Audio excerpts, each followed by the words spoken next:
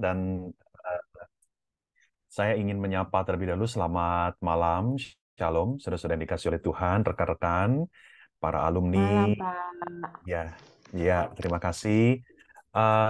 Senang sekali bisa berada dalam acara ini ya, di dalam pembinaan ini.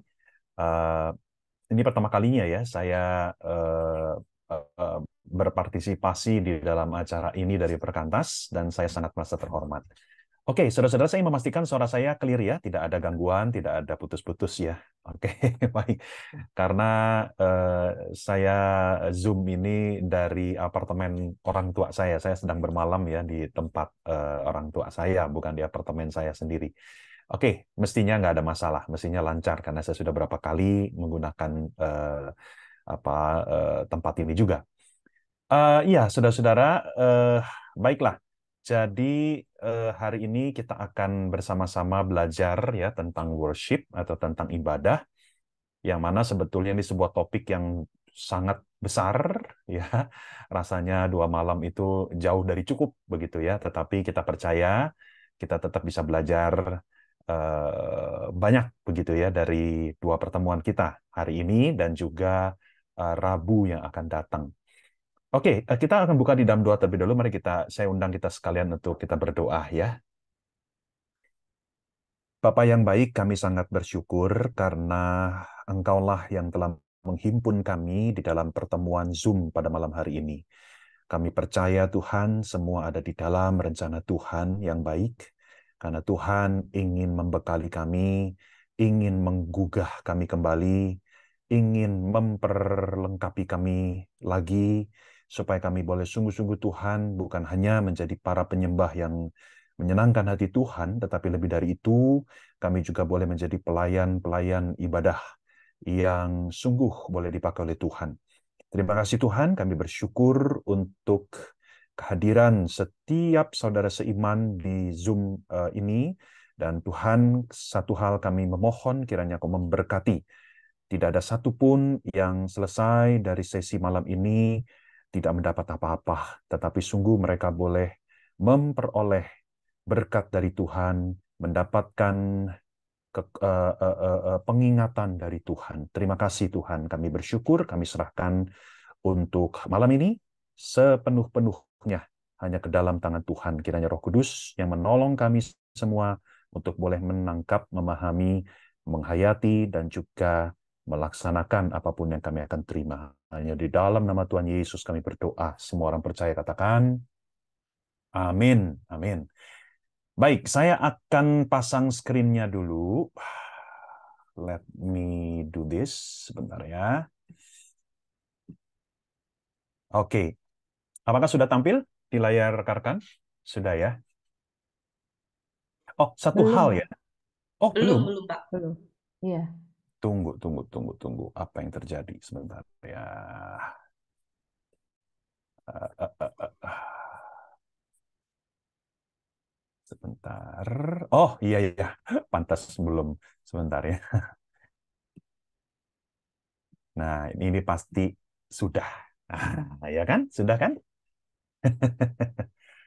Sudah ya. Oke. Sudah, Pak. Oh, sudah. Oke, baik. Ya, rekan-rekan ada satu hal kalau saya boleh minta begitu ya. Saya termasuk pembicara yang sangat-sangat menyukai begitu kalau seandainya, khususnya kalau berbicara di platform Zoom gitu ya. Kalau memungkinkan saudara-saudara bisa on cam atau tampilkan wajah di layar begitu, itu akan sangat-sangat membantu saya juga ya. Eh, Kecuali saudara-saudara ada kendala ya entah di jalan sedang di jalan atau mungkin sinyalnya jelek, nggak apa-apa, sangat bisa dimaklumi. Tetapi kalau saudara memungkinkan, saya memohon supaya boleh ditayangkan apa ditampilkan begitu ya on cam. Dengan demikian lebih terasa fellowship di antara kita begitu ya. Baik, terima kasih yang sudah on cam, saya sangat menghargai. Oke, saudara-saudara dikasih oleh Tuhan, jadi saya punya waktu sampai kurang lebih jam 8:30 begitu ya, jam 8:30, 1 jam 10 menit dari sekarang untuk saya menyampaikan materi ya, dan setelah itu nanti ada 30 menit, kurang lebih 25 menit terakhir ya, kita akan bertanya jawab. Saudara juga bisa berespons dalam bentuk apapun, tidak harus dalam bentuk pertanyaan. dan baru nanti kita akan selesaikan di pukul 21 WIB ya, 21 WIB. Oke.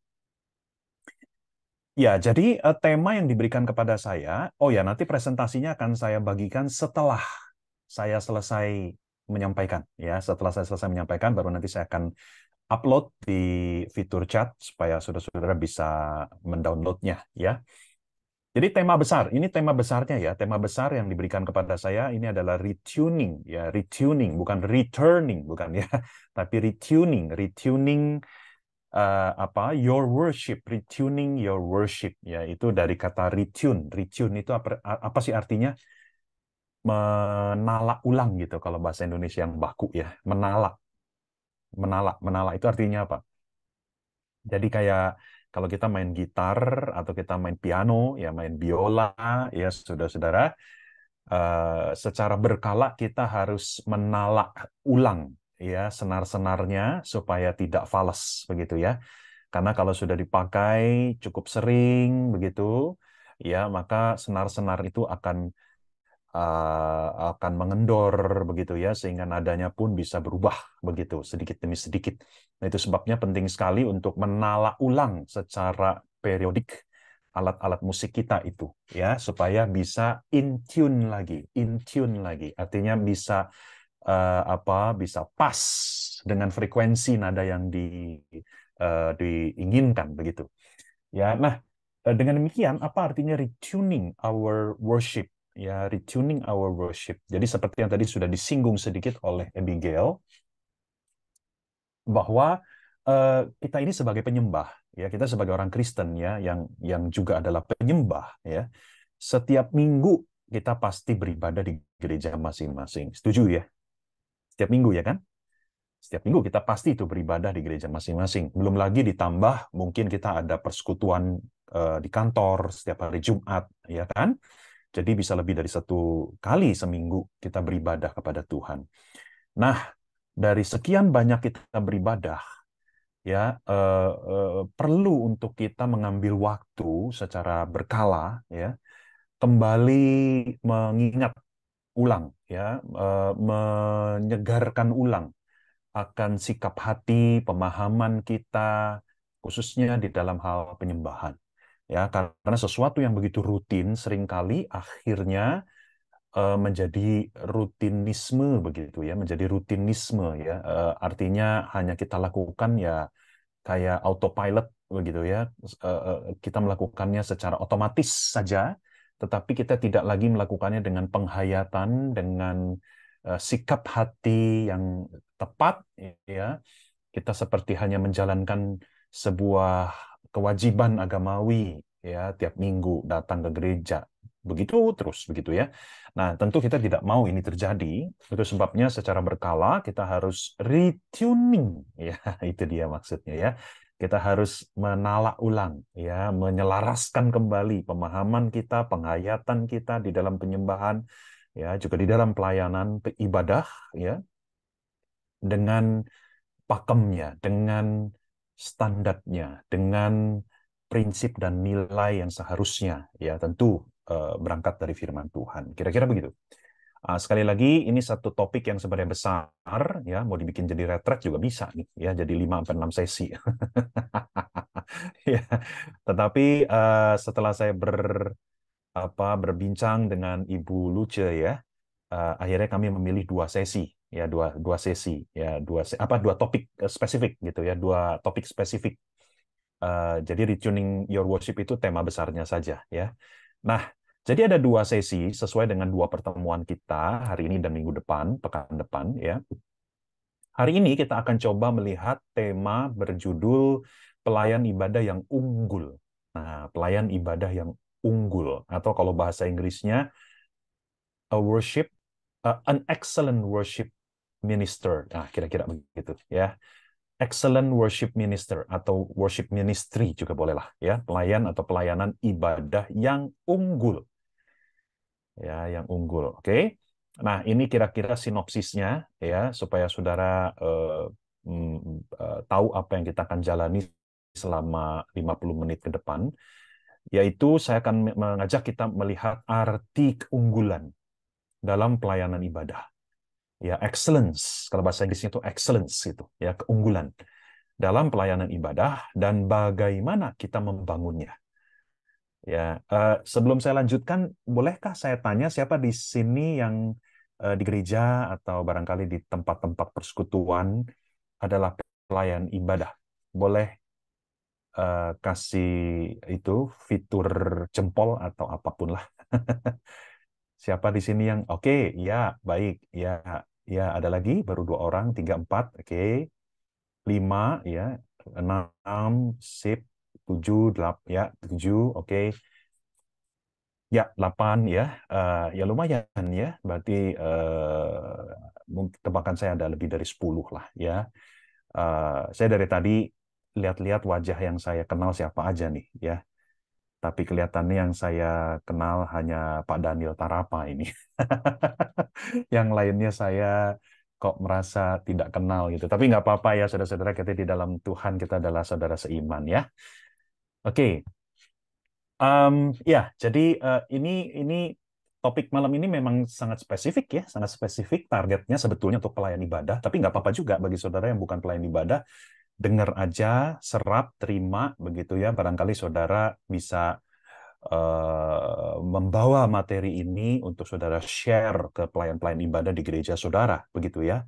Apalagi kalau saudara levelnya majelis atau penatua, diaken, pemimpin di gereja, maka materi ini saya yakin bisa berguna untuk saudara share juga, begitu. Ya, jadi arti keunggulan dalam pelayanan ibadah dan bagaimana kita membangunnya. Ya, jadi bukan hanya secara konseptual saya akan sampaikan, tapi juga secara praktikal. Minggu depan kita akan belajar tentang ibadah dan formasi spiritual. Ya, ibadah sebagai sarana pembentukan kerohanian yang penting. Nah, nanti saya akan melihat ini dari kacamata 1 Korintus pasal 13. Ya, kita tahu ada iman, pengharapan, dan kasih. Jadi bagaimana ibadah yang kita jalani tiap minggu itu di gereja kita masing-masing itu sebetulnya merupakan sarana untuk menumbuhkan iman, ya, meneguhkan pengharapan dan menerbitkan kasih itu. Ya, nah, ini minggu depan, ya. Oke, semoga saudara-saudara excited ya untuk mendengarkan ini. Minggu depan datang lagi ya, atau sudah ada rencana yang mau bolos minggu depan? Ya. Baik, segera kita masuk deh. Kita mulai dengan sesi yang pertama malam ini ya. Jadi judulnya adalah pelayan ibadah yang unggul, pelayan ibadah yang unggul. Oke. Saya akan mulai dengan 2 ayat Alkitab terlebih dahulu untuk mengantar kita. Yang pertama dari 1 Korintus pasal 15 ayat yang ke-10. Ya, 1 Korintus pasal 15 ayat 10 berbunyi demikian. Tetapi karena kasih karunia Allah, aku adalah sebagaimana aku ada sekarang. Dan kasih karunia yang dianugerahkannya kepadaku tidak sia-sia. Sebaliknya aku telah bekerja lebih keras daripada mereka semua. Tetapi bukannya aku, melainkan, sebentar ya, saya matikan handphone dulu takut bunyi ya. Tetapi bukannya aku, melainkan kasih karunia Allah yang menyertai aku atau yang memampukan aku. Ya, saudara-saudara, ini adalah perkataan dari Rasul Paulus ya. Kita tahu Rasul Paulus sosok pelayan yang luar biasa ya. Walaupun dia sepanjang pelayanannya tidak henti-hentinya mengalami begitu banyak tantangan, begitu banyak rintangan, bahkan ancaman yang membahayakan dirinya, ya nyawanya ya. Tetapi kita tahu Rasul Paulus seorang yang sangat giat, yang sangat gigih. Dia seorang pelayan yang tidak pernah mundur, ya, tidak pernah mudah tawar hati dan sebagainya. Bahkan di dalam ayat ini dia berkata dia bekerja lebih keras. Lebih keras dari siapa? Dari para rasul lain. Kalau saudara baca konteksnya, ini Paulus membandingkan diri dengan rasul yang lain. Bayangkan itu, saudara ya. Jadi Paulus bilang, aku lebih keras bekerja melayani daripada para rasul lain. Ya, tentu ini bukan statement kesombongan dari seorang rasul Paulus, bukan. Ya, dia bukan sedang meninggikan diri begitu, bukan. Tetapi poinnya adalah kita lihat ya secara keseluruhan, Paulus ingin mengaitkan antara anugerah Allah dengan sikap seorang pelayan yang mau memberi terbaik kepada Tuhan. Sekali lagi saya ulangi. Antara anugerah Allah dengan sikap kita sebagai seorang pelayan yang rindu mau memberi yang terbaik kepada Tuhan gitu. Ya. Jadi begini Saudara, ya, kalau kita tangkap baik-baik ayat ini, Paulus seolah-olah ingin mengatakan begini. Kalau seseorang mengalami anugerah Allah, sungguh-sungguh mengalami, bukan sekedar teori, bukan sekedar pengetahuan di kepala, ya, tapi sungguh-sungguh anugerah Allah itu melelehkan hatinya, anugerah Allah itu sungguh-sungguh membanjiri sudut-sudut jiwanya itu, ya, maka orang seperti ini akan niscaya, ya, dia akan punya dorongan, punya kesungguhan, punya keseriusan untuk memberi yang terbaik di dalam pelayanan. Itu maksud Paulus. Saya ulangi ya.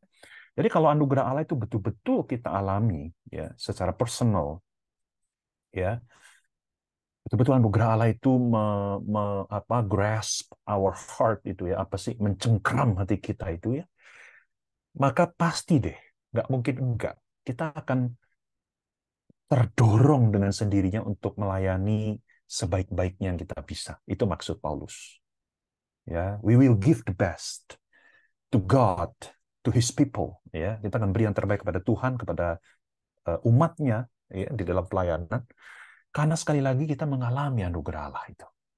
Anugerah Allah itu menciptakan apa itu? Rasa syukur kita kepada Tuhan. Ya, anugerah Allah yang besar membangkitkan cinta kita kepada Tuhan itu.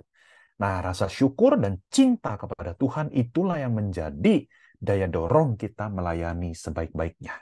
Jadi nggak usah disuruh lagi. Ya, orang kalau udah alamin anugerah Tuhan, pasti deh mau memberi yang terbaik kepada Tuhan dan kepada gerejanya. Amin? Setuju nggak kira-kira? Ya. Nah, itu sebabnya kita bisa balik. Ya, kalau kita udah mengerti rumusnya, kita bisa balik nih sebagai bahan introspeksi diri kita. Ya, kalau kita selama ini tidak bersungguh-sungguh di dalam pelayanan, kita setengah-setengah dalam pelayanan, mending setengah, kadang seperempat. Ya, kita tidak serius dalam pelayanan, ya, bahkan kita gampang ngambek, mudah mudah mundur dari pelayanan, ya, tidak tekun seperti Paulus, ya. Jangan-jangan akarnya adalah karena kita sudah tidak lagi menghayati dan mengalami anugerah Allah itu. Itu hanya teori doang di kepala kita itu, tapi menjadi sesuatu yang klise. Ya, jangan-jangan itu penyebabnya. Yuk kita sama-sama introspeksi diri deh di awal sesi ini, ya. Oke. Satu ayat lagi, ya, juga dari perjanjian baru, ya, dari surat Filipi pasal 4 ayat 8. Ini ayat favorit saya. Setiap kali kalau saya bicara tentang keunggulan di dalam pelayanan, pasti ayat ini saya sebut, ya.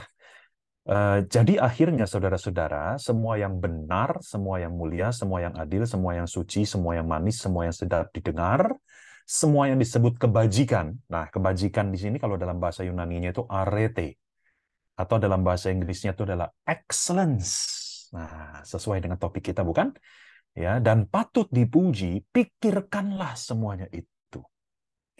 Jadi saudara-saudara yang dikasih oleh Tuhan, ya, ayat ini mengingatkan kita sebagai seorang percaya, ya, sebagai seorang anak Tuhan, ya, kita itu harus suka mengejar hal-hal ini. Sebagai seorang anak Tuhan, kita tuh harus suka dengan hal yang benar, dengan hal yang mulia, adil, suci, manis, sedap didengar, excellence, ya, kalau diterjemahkannya kebajikan gitu ya, excellence, hal-hal yang unggul gitu ya. Ini harus menjadi referensi atau bahkan saya mau katakan jadi obsesi kita gitu. Ya, jadi orang Kristen tuh harus begitu gitu. Ya, orang Kristen tuh harus suka dengan hal-hal ini. Apalagi pelayan Tuhan. Wah, tuntutannya lebih tinggi lagi. Ya, jadi anak Tuhan aja harus begini. Apalagi kita jadi pelayan Tuhan, kita menjadi hamba Tuhan. Saya bilang hamba Tuhan di sini bukan berarti hanya rohaniwan ya, tapi setiap kita ya adalah hamba Tuhan, bukan? Pikirkanlah semuanya itu, ya. Kejarlah itu. Kira-kira ini ya firman Tuhan ingatkan kita. Oke. Jadi ini dua ayat sebagai pengantar saja ya supaya kita semakin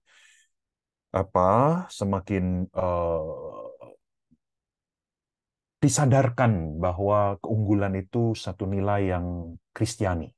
Sekali lagi saya ulangi, excellence is a Christian virtue. Ya, keunggulan itu adalah nilai Kristiani. Jadi kalau kita dengan bangga mengatakan I am a Christian, so you have to strive for excellence. Ya, kalau kita adalah anak Tuhan, kita orang Kristen, kita bangga menyebut kita orang Kristen, kita harus mengejar yang namanya keunggulan. Because keunggulan, karena keunggulan adalah nilai Kristiani. Oke, tangkap ya? Tangkap ya, rekan-rekan ya. Saya lanjutkan kalau sudah tangkap. Ya, saya senang tuh kalau ada yang angguk-angguk kepala, senang banget. Saya sebagai pembicara tuh merasa dapat feedback gitu. Ya, walaupun sesederhana saudara angguk-angguk kepala begitu ya. Terima kasih, terima kasih. Oke, sekali saudara mesti jadi pembicara ya supaya saudara bisa empati nih. Kadang-kadang pembicara kalau ngeliat audiensnya bengong, diem gitu, bingung kita ya, nyampe apa enggak nih sebenarnya. Ya, tapi saya lihat saudara-saudara ini luar biasa. Saya ulangi ya, saya lanjutkan ya. Saya lanjutkan. Sekarang saya mulai dengan ini dulu ya, supaya kita samakan dulu pengertian kita. Dari tadi kita bicara tentang keunggulan, tapi apa sih sebetulnya keunggulan itu? What is excellence? Coba ada yang mau menjawabnya terlebih dahulu? Ada? Kalau ada boleh langsung open mic. Bisa langsung open mic nggak, Abigail? Bisa ya? Atau mesti dipakai Bisa, host? bisa, Pak. Bisa ya? Oke, Mm-mm. silakan. Ada yang mau coba? Jangan takut salah, nggak ada hukuman, paling malu. Perfectness. Sorry, agak kencang sedikit. Perfectness. Sorry, saya masih belum dengar. The high quality. Oke, yes, thank you Pak Togi. Ya, kita berusaha untuk mencapai the highest quality that we can. Betul ya? Kualitas yang terbaik yang kita bisa tentu saja gitu ya. Thank you Pak Togi. Yes, saya senang dengan jawaban ini. Ada lagi? Coba ada lagi yang mau tambahkan apa sih keunggulan itu?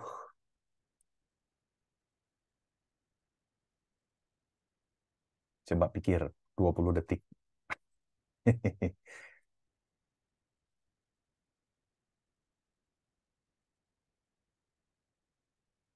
Ibu Nora kayaknya mau ngomong tapi belum masuk ya. Saya lihat mulutnya komat kamit. Ibu Nora Huta Barat, open mic aja. Open mic, bisa nggak? Oke. Atau ada kadang mau chat, lebih lebih mudah buat chat, boleh juga. Oh ini, Ibu Hertina. Ya, unggul itu semua disiapkan dan lakukan dengan 100% untuk kemuliaan Tuhan. Wow, mantap sekali. Jawabannya sangat-sangat rohani sekali ini ya. Dilakukan dengan 100% untuk kemuliaan Tuhan. Oke, good. Ada lagi yang mau tambahkan apa itu keunggulan? Ini Darmana ya, Bapak ini berarti ya, Pak Darmana melakukan seoptimal mungkin ya, seoptimal mungkin, semaksimal mungkin. Ya, oh, jadi ini proses ya, kita melakukannya seoptimal mungkin supaya menghasilkan yang juga optimal ya. Ini bagus nih, ini jawabannya sudah mulai mencakup proses dan hasil ya, proses dan hasil ya, proses and product biasanya kan gitu tuh, proses dan hasil. Ini dua hal yang harus tetap dijaga keseimbangannya. Good, terima kasih. Oke, baik. Terima kasih untuk sumbangsih jawaban rekan-rekan. Nah, saya akan coba membagikan ada empat arti keunggulan. Ya, tentu saja empat ini saling melengkapi, bukan berarti kita pilih salah satu. Yang pertama, apa arti keunggulan? Yaitu menjadi lebih baik daripada diri kita yang sebelumnya. Ya, better self. Oke, menjadi lebih baik daripada diri kita yang sebelumnya. Ini arti yang pertama. Ya. Eh, Jadi Tuhan itu tidak menuntut kita untuk lebih baik dari orang lain. Oke, sejauh yang saya tahu dari Alkitab, nggak ada tuh di Alkitab menuntut kita untuk menjadi lebih baik dari orang lain, gitu ya. Tetapi kita menjadi lebih baik dari diri kita sendiri. Oke, seperti perumpamaan talenta itu. Kalau saudara-saudara ingat itu ya, perumpamaan yang sangat terkenal, 1, 2, dan 5 talenta itu. Yang 5 menjadi 10, yang 2 menjadi 4, yang 1 ya tetap gitu ya. Menarik sekali kan kalau kita perhatikan si hamba yang 5 jadi 10, yang 2 jadi 4. Kalau secara hitungan kan 10 lebih banyak dari 4, betul nggak? Tetapi dua hamba ini mendapatkan pujian yang sama persis dari tuannya. Kalau saudara baca perumpamaan itu. Ya, jadi walaupun 10 lebih banyak dari 4, tetapi tuannya itu melihat apa? Persentasenya kan. Yang 5 jadi 10 berarti 100%. Dia berkembang. 2 jadi 4, itu juga 100% gitu. Ya, jadi becoming better gitu ya dari diri sendiri. Oke, kita nggak dituntut untuk menjadi lebih baik dari orang lain. Tentu saja kita bisa menjadikan orang lain sebagai inspirasi ya buat diri kita ya. Oh, ketika kita lihat orang begitu luar biasa di dalam pelayanan, lalu kita terdorong, kita tergugah, kita mau menjadi seperti dia, that's very good, itu bagus, nggak masalah. Tetapi poinnya adalah kita harus menjadi lebih baik dari diri sendiri. Ini ya. Sebelumnya. Contoh, misalnya kalau dalam konteks pelayanan ibadah. Misalnya, saudara ketika pertama kali menjadi worship leader atau pemimpin ibadah, ya, saudara menguasai hanya sekitar 10 sampai belasan lagu. Ya, tetapi setelah 1 tahun saudara menjadi seorang worship leader, saudara bertambah tuh penguasaan lagunya. Bisa menjadi 30 sampai 50 lagu ya yang saudara kuasai, bahkan saudara hafal begitu. Berarti kan ada satu perkembangan ya. Dan artinya kalau ini terjadi, you are on the right track. Saudara berada di jalan yang tepat ini, jalan menjadi better self, menjadi orang yang lebih baik lagi dalam pelayanan gitu ya. Contoh lain misalnya pemusik ya, pemusik ya misalnya ketika dia pertama kali menjadi pemusik di gereja, dia hanya bisa memainkan musik itu di dalam beberapa nada dasar ya, nada dasar tentu doma dengan C, kemudian doma dengan G, F, D, bass gitu ya, paling maksimal 2 tuts hitam gitu kalau piano. Tapi setelah setahun, 2 tahun, 3 tahun menjadi seorang pemusik di gereja, dia bertambah keterampilan dia, kemampuan dia untuk bermain di nada-nada dasar yang berbeda-beda. Ya, dia bisa memainkan di nada dasar A sekarang, ya, di nada dasar E bahkan yang ada 4 tuts hitamnya, ya. Wah, berarti kan ada perkembangan itu, ya, better self itu, bagus, ya. Nah, ini yang pertama. Yang kedua, saudara-saudara, eh, eh, excellence itu artinya kita memberi yang lebih baik daripada standarnya, ya, memberi yang lebih baik daripada standarnya, dari harapannya. Oke, jadi misalnya dari pihak gereja mengharapkan atau berdasarkan job desk kita lah, gitu ya. Kalau kita sebagai pelayan, kita diharapkan melakukan ini, gitu. Tapi kita sebagai seorang pelayan yang excellence, kita mau lebih daripada sekedar yang sudah dicantumkan dalam job desk, gitu. Nah, ini bahasanya itu extra mile, istilahnya extra mile, seperti yang Tuhan Yesus katakan di dalam Injil Matius. Kalau seseorang menyuruh kamu berjalan 1 mil, maka kamu berjalanlah 2 mil. Artinya kamu kasih dia bonus, gitu kira-kira. Ya, saya kasih contoh. Ya, ini praktis kok. Ini praktis. Ini nggak teori. Ini nggak abstrak. Gitu. Misalnya seorang operator multimedia di gereja. Oke. Misalnya kalau berdasarkan job desk-nya, ya berdasarkan deskripsi tugas, salah satunya adalah dia menerima teks dari worship leader, kemudian dia menayangkannya pada hari Minggu dalam ibadah. Misalnya begitu tuh, ya. Ini tugasnya seorang operator multimedia. Tetapi karena dia adalah seorang yang berjiwa excellence, ya, maka ketika teks dia dapat dari worship leader, dia nggak cuma copy paste dan tayangkan begitu saja, tetapi dia berinisiatif memeriksa teksnya. Apakah ada salah typo, ada ketik, salah ketik, begitu kan? Ngerti yang saya maksud, saudara-saudara? Ya, sebetulnya kan kalau dia hanya copy paste, ya dia sudah menjalankan tugasnya karena memang itu tugas dia begitu sejauh itu, gitu kan?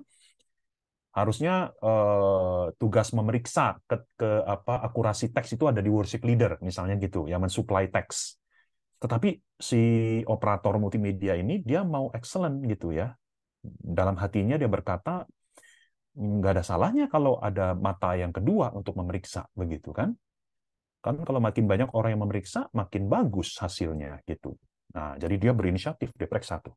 Sehingga nggak ada kesalahan, nggak ada typo di dalam teks yang ditayangkan untuk jemaat yang nyanyikan. Itu. Contoh lain, misalnya penyambut penyambut ibadah di gereja, ya. Misalnya standarnya itu penyambut dia datang setengah jam sebelum ibadah dimulai, misalnya ya. Kemudian kalau ada orang datang, dia salami dengan hangat, dia senyum kepada orang itu, dia sapa selamat pagi, selamat datang, dan sebagainya. Oke? Itu standarnya. Jadi kalau dia lakukan itu saja sudah bagus. Betul ya, saudara-saudara ya? Tetapi karena dia punya jiwa excellence, ya, tahu nggak apa yang dia lakukan? Bisa tebak nggak? Kalau penyambut yang excellence, apa yang dia akan lakukan? What is the extra mile yang dia akan lakukan? Apa kira-kira? Bisa tebak nggak? Bisa imajinasikan nggak? Apa? Apa Pak Togi? Pak Togi udah open mic tuh, saya udah menanti-nanti nih. Antar Apa Pak Togi? antar jemaat ke bangkunya. Yes, yes, yes. Thank you Pak Togi. Benar banget ya. Dia antar. Jadi bukan sekedar greeter, tetapi dia menjalankan fungsi sebagai usher. Itu bedanya greeter dan usher. Kalau greeter itu cuma di depan pintu gereja, cuma nyambut. Tapi dia inisiatif menjadi usher. Apalagi kalau dia tahu orang ini orang baru. Betul ya Pak Togi ya? Orang baru yang tidak tahu apa layout gereja, dia akan antar, dia akan tuntun, dia akan bantu carikan tempat duduk supaya orang itu tidak kebingungan gitu ya. Bagus Pak Togi ya. Atau kalau saya boleh tambahkan, misalnya dia berinisiatif menghafal nama. Jadi setiap orang yang datang, khususnya jemaat ya, dia akan panggil namanya, sehingga ada personal touch. Setuju nggak? Ini kalau di dunia marketing, ini mah sudah rumus umum, ya kan? Kita kan senang kalau kita masuk ke sebuah bank gitu ya, kita jadi nasabahnya, tiba-tiba tellernya atau bahkan satpamnya bisa panggil nama kita. Selamat pagi Pak Jimmy, udah lama nggak datang. Wah, seneng kita. Ya kan, berasa itu bank milik kita. Artinya ada personal touch gitu. Nah, sama, kita juga begitu dong sebagai ushers ya. Itulah extra mile yang kita bisa berikan ya, walaupun nggak ada keharusan kita menghafal nama, tapi aku mau gitu loh sebagai ushers ya, supaya pelayanan penyambutanku ini semakin terasa oleh jemaat yang datang gitu ya. Oke, good. Baik, satu lagi, dua lagi. Kita kalau bicara keunggulan, ini juga bicara semua aspek diri kita seharusnya ikut bertumbuh secara bersamaan. Ya, ini holistic growth. Ya. Jadi jangan sampai begini. Secara keterampilan kita naik, tetapi secara attitude kita berjalan di tempat atau bahkan mengalami kemunduran. Saudara ngerti yang saya maksud?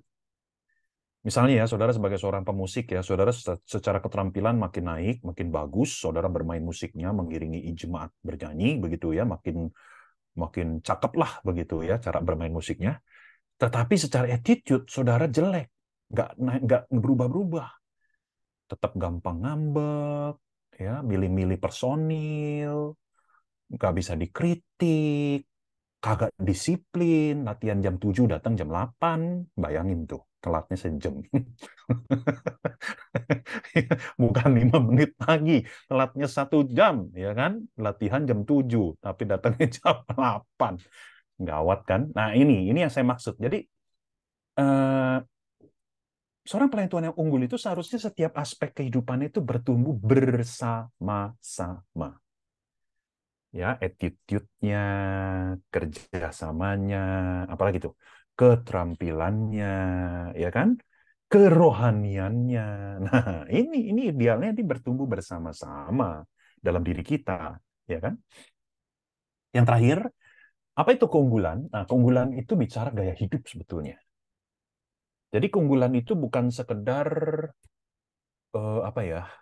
Oh, kalau proyeknya besar, ya, kalau proyeknya dilihat banyak orang, ya, ibadahnya dilihat banyak orang, oh ibadahnya ini didatangi pengkhotbah terkenal gitu ya, maka saya akan beri yang terbaik. Tapi kalau ibadah biasa-biasa ya atau persekutuan rumah tangga ya kita nggak mempersiapkan dengan sebaik mungkin. Nah, berarti belum jadi gaya hidup. Sudah ngerti ya saya maksud? Seharusnya keunggulan itu menjadi karakter kita. Bukan sekedar sesekali kita lakukan kalau kita lagi mood. Tapi harusnya itu menjadi karakter kita itu. Ya. Saya kasih contoh diri saya.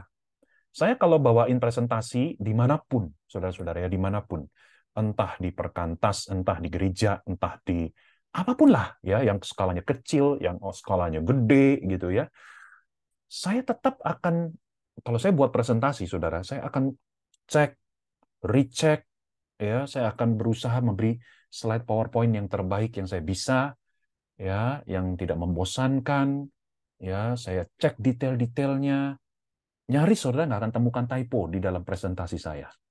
Ya, walaupun saya nggak berani bilang kalau saudara temukan saya akan kasih iPad, nggak juga sih, nggak berani juga ya, itu sesumbar namanya. Tapi nyaris saya berani katakan sedikit sekali saya pernah melakukan typo di slide PowerPoint saya. Kalau saudara pernah ikutin pelayanan saya sebelumnya juga begitu. Ya, karena saya mau menjadikan excellence itu sesuatu yang normatif. Ya, yang saya lakukan. Ya, nggak pedulilah saya cuman persekutuan karyawan, cuman dihadiri 10-12 orang, kantornya kecil, nggak apa-apa, nggak terkenal, nggak apa-apa, saya tetap beri yang terbaik. Gitu yang saya bisa. Oke? Paham ya, saudara-saudara ya? Oke, jadi 4 ini, saudara, coba kita tangkap baik-baik, dipotret ini. Coba mulai hari ini kita jadi pelayan Tuhan yang lebih excellent lagi dengan pertolongan kuasa Roh Kudus. Oke? Nah, saya ingin tambahkan begini, ya, supaya kita makin clear. Jadi kalau kita bicara keunggulan, ya kita harus bedakan keunggulan itu bukan perfeksionisme. Oke, di sini ada psikolog. Saudara tentu tahu bahwa perfeksionis itu in certain level itu very dangerous to our mental health. Saya kebetulan S1-nya psikologi juga ya. Jadi perfeksionisme itu di dalam level tertentu itu justru berbahaya buat kesehatan mental kita. Ya, jadi keunggulan bukan perfeksionisme. Nah, salah satu bedanya begini. Salah satu bedanya begini. Kalau perfeksionis, ya, itu sama sekali tidak memberi ruang untuk mistakes. Kita melakukan mistakes. Orang yang perfeksionis itu nggak bisa mentoleransi kesalahan. Orang yang perfeksionis itu kalau melakukan kesalahan itu seperti dunia runtuh itu. Ya, bayangin orang yang perfeksionis, orang pemusik yang perfeksionis ya, dari awal sampai akhir ibadah dia mainnya begitu bagus, tetapi di tengah-tengah ada satu lagu dia salah pencet nada. Nah, kalau orang yang perfeksionis, dia pulang ke rumah dia bisa nggak tidur tuh. Ya, dia bisa terganggu gitu. Kenapa gue tadi salah pencet satu nada itu? Aduh, gitu ya. Jadi pepatah yang sangat digemari orang perfeksionis itu adalah nila setitik rusak susu sebaskom gitu. Itu pepatah yang sangat-sangat dijiwai oleh orang perfeksionis itu ya. Nah, beda dengan orang yang berjiwa unggul ya. Unggul itu tidak sama dengan perfeksionis. Walaupun sepintas secara lahiriah mirip ya, karena sama-sama ingin melakukan yang terbaik yang dia bisa gitu. Tetapi tetap kalau kita telusuri ada bedanya ini ya. Orang perfeksionis tidak punya ruang untuk kesalahan. Nah, beda dengan keunggulan. Kita masih dapat dan boleh melakukan kesalahan. Boleh. Boleh. Tentu saja bukan dengan sengaja. Ya, tetapi intinya kita memberi ruang untuk kita sebagai manusia. Ya, kalau kata agama seberang kan manusia itu tempat khilaf gitu. Ya. Kita masih boleh melakukan kesalahan. It's okay. Kalau seperti judul film drama seri Korea itu It's okay to be not okay. It's okay to be not okay. Masih boleh, nggak apa-apa kita melakukan kesalahan, nggak apa-apa. Ya, jangan merasa dunia runtuh. Jangan merasa your worth itu keberhargaan dirimu ditentukan oleh kesalahanmu atau keberhasilanmu gitu kan. Kalau orang profesionis itu sangat mendasari keberhargaan dirinya pada kesempurnaan karyanya. Jadi kalau dia melakukan kesalahan dia langsung down, ya dia merasa dirinya nggak berharga dan sebagainya. Nah, tidak demikian dengan orang yang berjiwa unggul, ya boleh. Nah, jadi gini, keunggulan itu kalau kita bisa simpulkan, keunggulan itu adalah sikap yang bersungguh-sungguh dalam mengerjakan pelayanan, bukan asal-asalan. Jadi ketika dia sudah bersungguh-sungguh, masih bisa melakukan kesalahan kan pada hari haknya? Bisa, karena waktu kita mimpin di ibadah itu kan, melayani di ibadah itu kan faktornya banyak tuh, faktor X-nya banyak. Ya nggak?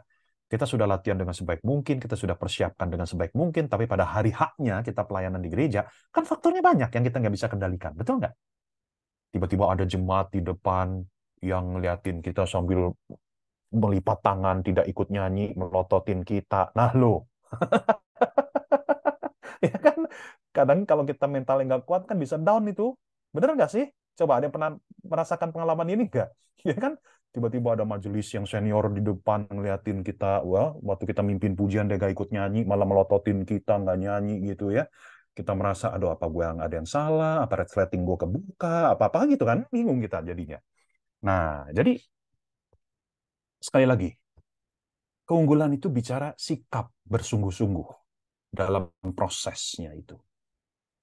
Tetapi pada saat kita pelayanan, ternyata masih ada kesalahan, nggak apa-apa. It's okay, belajar dari kesalahan itu.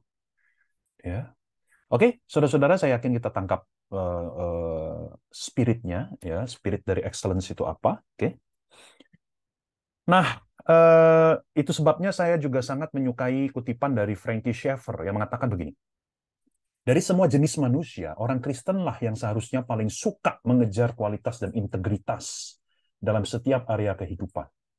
Kita sebagai orang Kristen harus menuntut standar yang lebih tinggi daripada orang lain. Ini bukan berarti kita tidak boleh bergumul pada langkah awal. Bukan berarti kita tidak boleh bereksperimen. Bukan berarti kita tidak boleh melakukan kesalahan, ya, seperti yang saya tadi bilang. Bukan berarti kita tidak tidak boleh menata diri, gitu ya.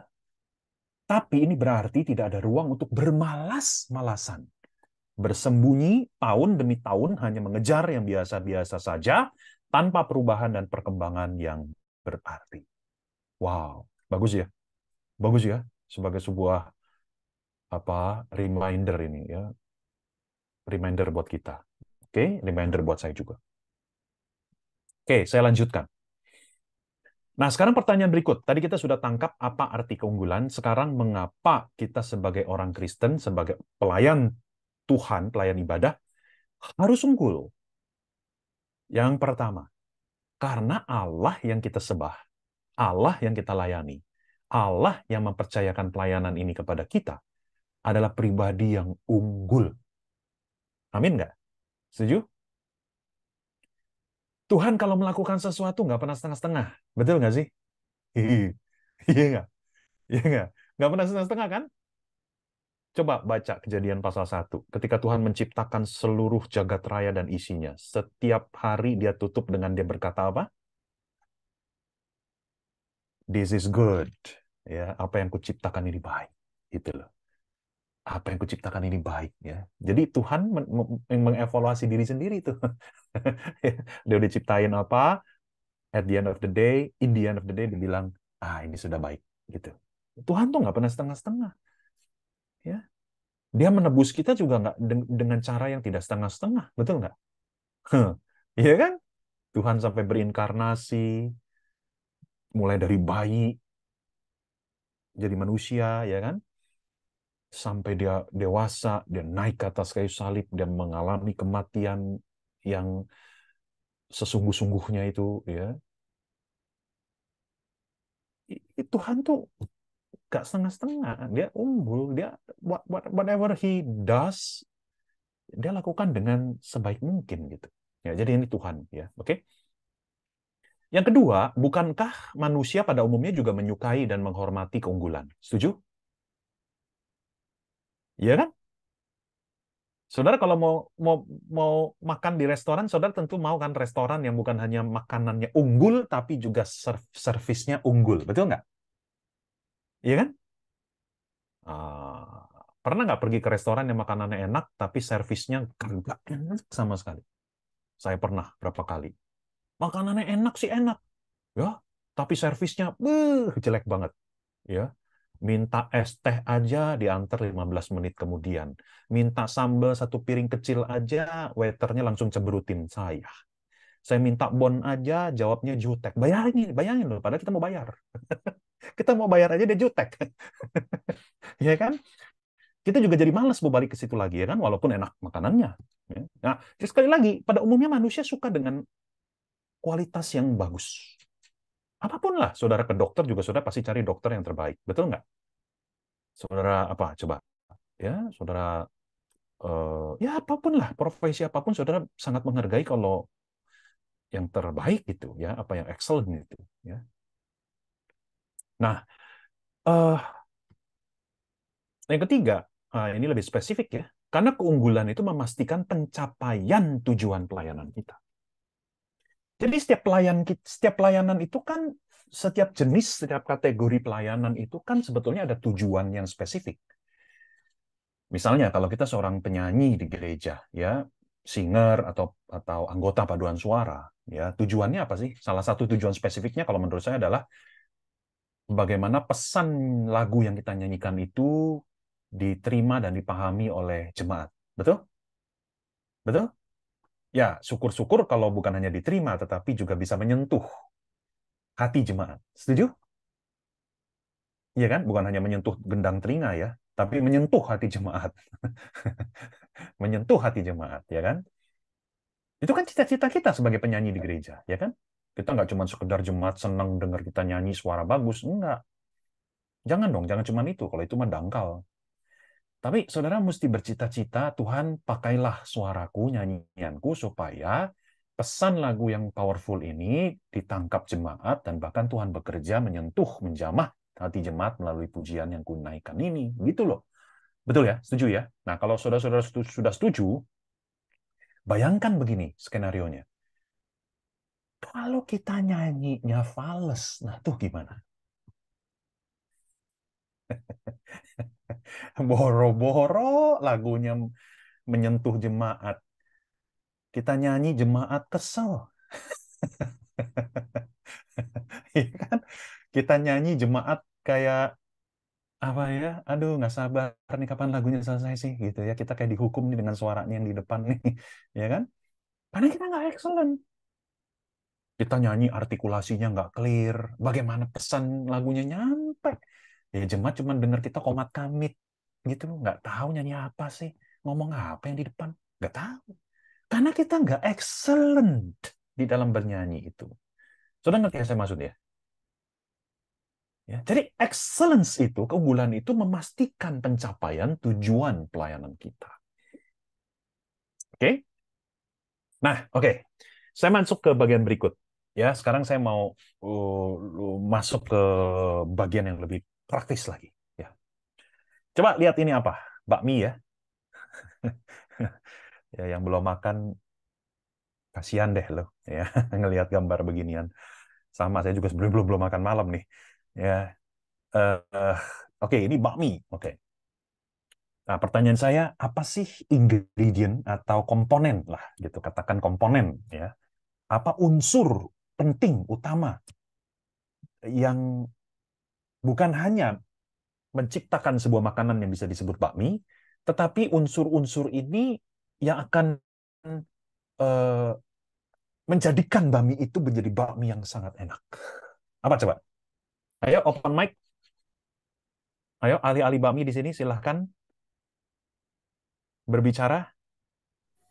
Ada bakso goreng. So, goreng. Jangan lihat fotonya doang ya, tapi ya oke lah, good lah ya. Good, bagus. Apa lagi? Tekstur mie-nya. Berarti bakminya. Setuju? Ya. Bakminya ya. Oke, saya pencet nih. Yes, berarti jawabannya benar ya. Berarti bakminya. Iya dong, namanya juga bakmi ya. Berarti harus ada bakmi dong. Ya, kalau tiba-tiba itu isinya nasi, kita di prank dong ya. Kita pesan bakmi masuk nasi gitu ya. Jadi harus bakmi nih, ya. Dan bakminya itu harus yang terbaik, betul nggak sih? Ya, bicara tekstur, bicara freshness, kesegarannya, bicara apa lagi sih? Bicara apa? Ya rasanya tentu saja juga ya, rasanya itu ya. Oke, apa lagi? Ayo. Dagingnya. Bener banget ya. Sebenarnya ini yang kedua nih, yang kedua ini bumbunya ya, yang kedua bumbunya ya. Tapi benar-benar tadi dagingnya atau toppingnya ya, toppingnya. Oke. Jadi bumbunya juga jangan lupa, ini penting. Penting dong, ya kan? Coba bayangin bakminya udah bagus, toppingnya melimpah, tapi bumbunya nggak sedap. Jadi nggak jadi enak deh. Betul nggak ya? Mesti pakai minyak babi dong baru enak gitu, ya kan? Semakin haram semakin harum gitu.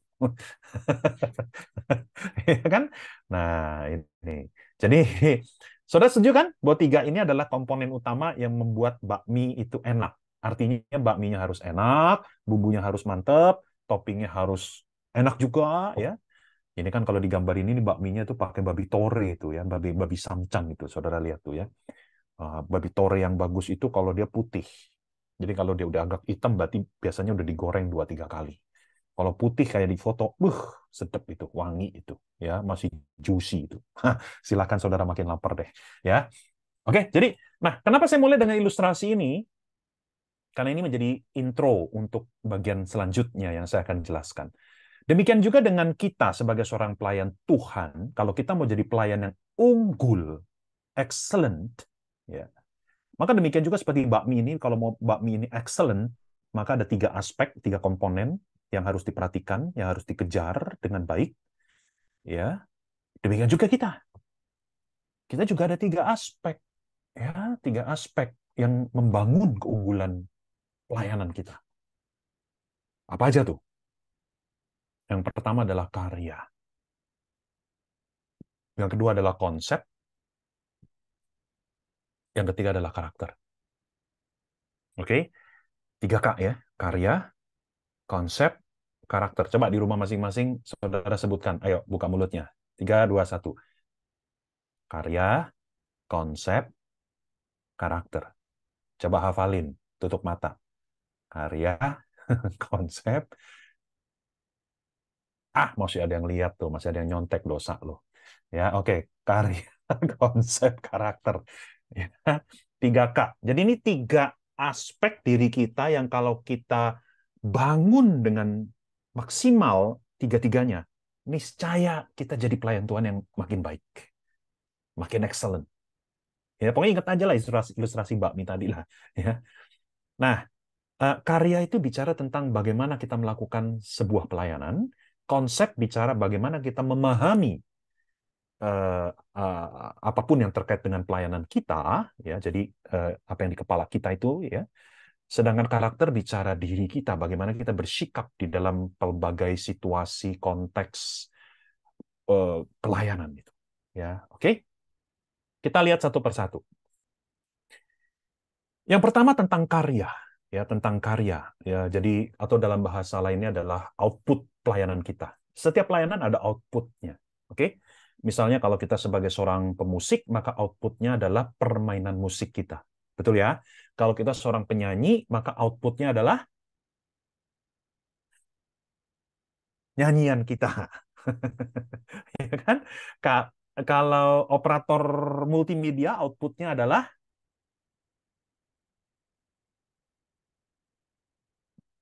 tayangan yang ada di screen. Bener dong? Itu outputnya itu. Jadi ini bicara karya, ini bicara output. Nah, maka di sini saya harus mengatakan karya kita, ya, output kita sebagai seorang pelayan, itu sangat-sangat ditentukan oleh yang namanya keterampilan atau skill. Ini berbanding lurus nih. Jadi kalau keterampilan kita makin tajam, makin bagus, karya kita juga makin berkualitas baik. Nih. Ya, ini berbanding lurus nih. Ya. Jadi saya mau bicara tentang skill sekarang, ya, tentang keterampilan. Dan begini, rekan-rekan, semua bentuk dan jenis pelayanan itu butuh keterampilan tertentu. Setuju nggak? Ini bicara ibadah ya, karena kita kan cakupannya kita batasi dalam konteks ibadah ya. Misalnya kalau pemusik, dia membutuhkan keterampilan apa? Oh ya jelas bermain musik toh. Kalau singers, dia butuh keterampilan apa? Nyanyi, judulnya udah singer, ya masa keterampilan bersajak, menyanyi, singer kan? Kalau dia seorang worship leader, keterampilan apa yang dibutuhkan selain nyanyi? Public speaking, ya kan? Bagaimana dia menuntun jemaat melalui kata-kata dia, ya. Jadi kemampuan komunikasi verbal itu juga penting, keterampilan itu. Oke. Jadi semua pelayanan itu ada keterampilan yang dibutuhkan. Itu, ya. Nah, itu sebabnya kita perlu sekarang melihat filosofi dari keterampilan ini. Ya. Yang pertama, tentu Allah menghendaki pelayan yang terampil. Kalau saudara baca di dalam Mazmur 33 ayat 3, ya di situ dikatakan, nyanyikanlah baginya nyanyian baru, petiklah kecapi baik-baik. Itu bahasa Indonesia atau LAI ya. Nyanyikanlah baginya nyanyian baru, petiklah kecapi baik-baik. Tapi kalau saudara bandingkan dengan terjemahan bahasa Inggris, itu menarik. Petiklah kecapi baik-baik, itu diterjemahkan, play the harp, play the harp skillfully. Menarik ya? Artinya apa? Bermainlah musik dengan terampil. Jadi Tuhan itu menginginkan, menghendaki pelayan yang terampil, ya, yang skillful. Yang kedua, keterampilan itu adalah hasil dari bakat yang dilatih secara tepat dan tekun.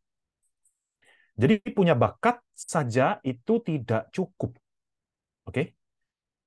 Bakat hanya bisa berguna, bakat hanya bisa menjadi keterampilan kalau ada latihan, ada exercise. Saudara paham ya? Saudara punya bakat musik yang luar biasa, tapi kalau saudara malas latihan, nggak akan berkembang. Nggak akan. Jadi keterampilan itu melalui proses kerja keras, berlatih, berlatih, berlatih, berlatih, berlatih, berlatih. Ya. Jadi orang yang excellent itu, pelayan Tuhan yang excellent itu tidak anti dengan latihan. Latihan itu menjadi etos dia. Latihan itu menjadi warna dia, warna hidupnya.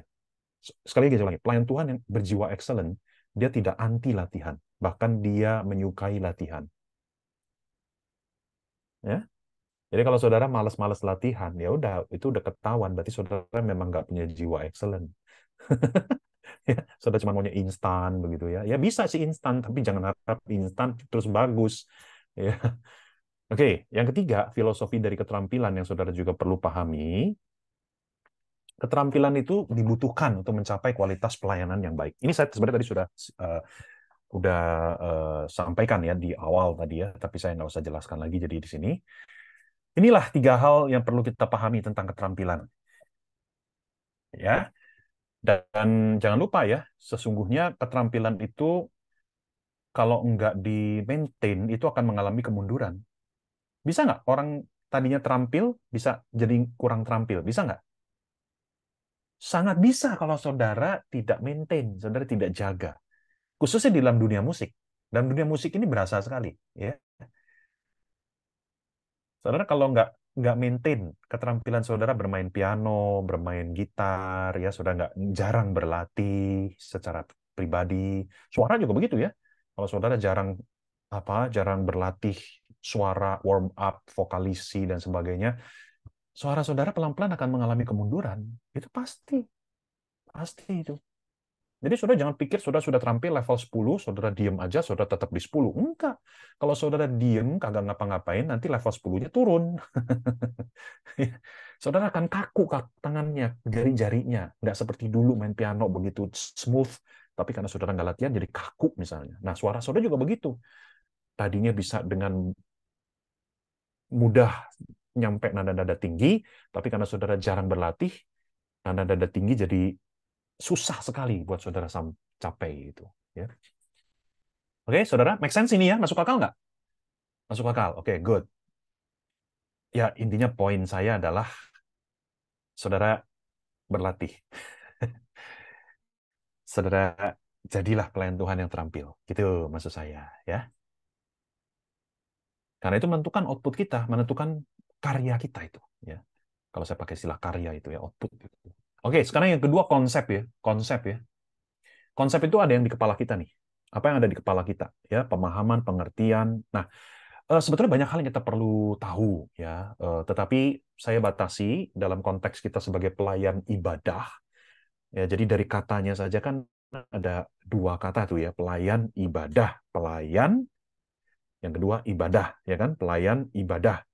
Maka minimal saudara harus tahu dua ini. Yang pertama, saudara harus tahu apa itu pelayanan. Masa pelayan ibadah nggak tahu makna pelayan apa sih? Saudara menyebut diri pelayan, tapi saudara nggak tahu makna pelayanan apa gitu. Ya harus tahu dong, pelayanan itu apa tujuannya, maknanya apa, nilai-nilai yang harus kita miliki sebagai seorang pelayan itu apa, ya. Misalnya kerendahan hati, apapun itulah saudara bisa sebut itu, ya. Nilai excellence, excellence juga nilai kan, ya. Dan strategi dalam pelayanan juga saudara harus tahu. Kalau saudara pelayanan di sebuah gereja atau di sebuah institusi, saudara harus mengenal baik strategi SOP pelayanan di tempat itu. Ya, saudara harus tahu. Kan saudara pelayan di gereja itu, saudara harus tahu dong. Saudara harus ikutin, saudara harus taati. Ya, nah, ini yang dimaksud. Ya, jadi ini bicara pelayanannya. Yang kedua, kita mesti juga memiliki konsep yang kuat dan baik tentang ibadah. Namanya juga pelayan ibadah. Masa nggak tahu ibadah itu apa? Ya kan? Ibadahnya sendiri kita juga mesti kuasai. Ya, secara tujuan, makna ibadah itu apa. Dan tentu, seperti tadi disinggung juga oleh Miguel di awal, siapa Allah yang kita sembah itu? Kan ibadah itu kan kita menyembah Tuhan. Nah, sekarang pertanyaannya, Tuhan yang kita sembah itu kita kenal nggak dengan baik? Masa kita menyembah yang kita nggak kenal?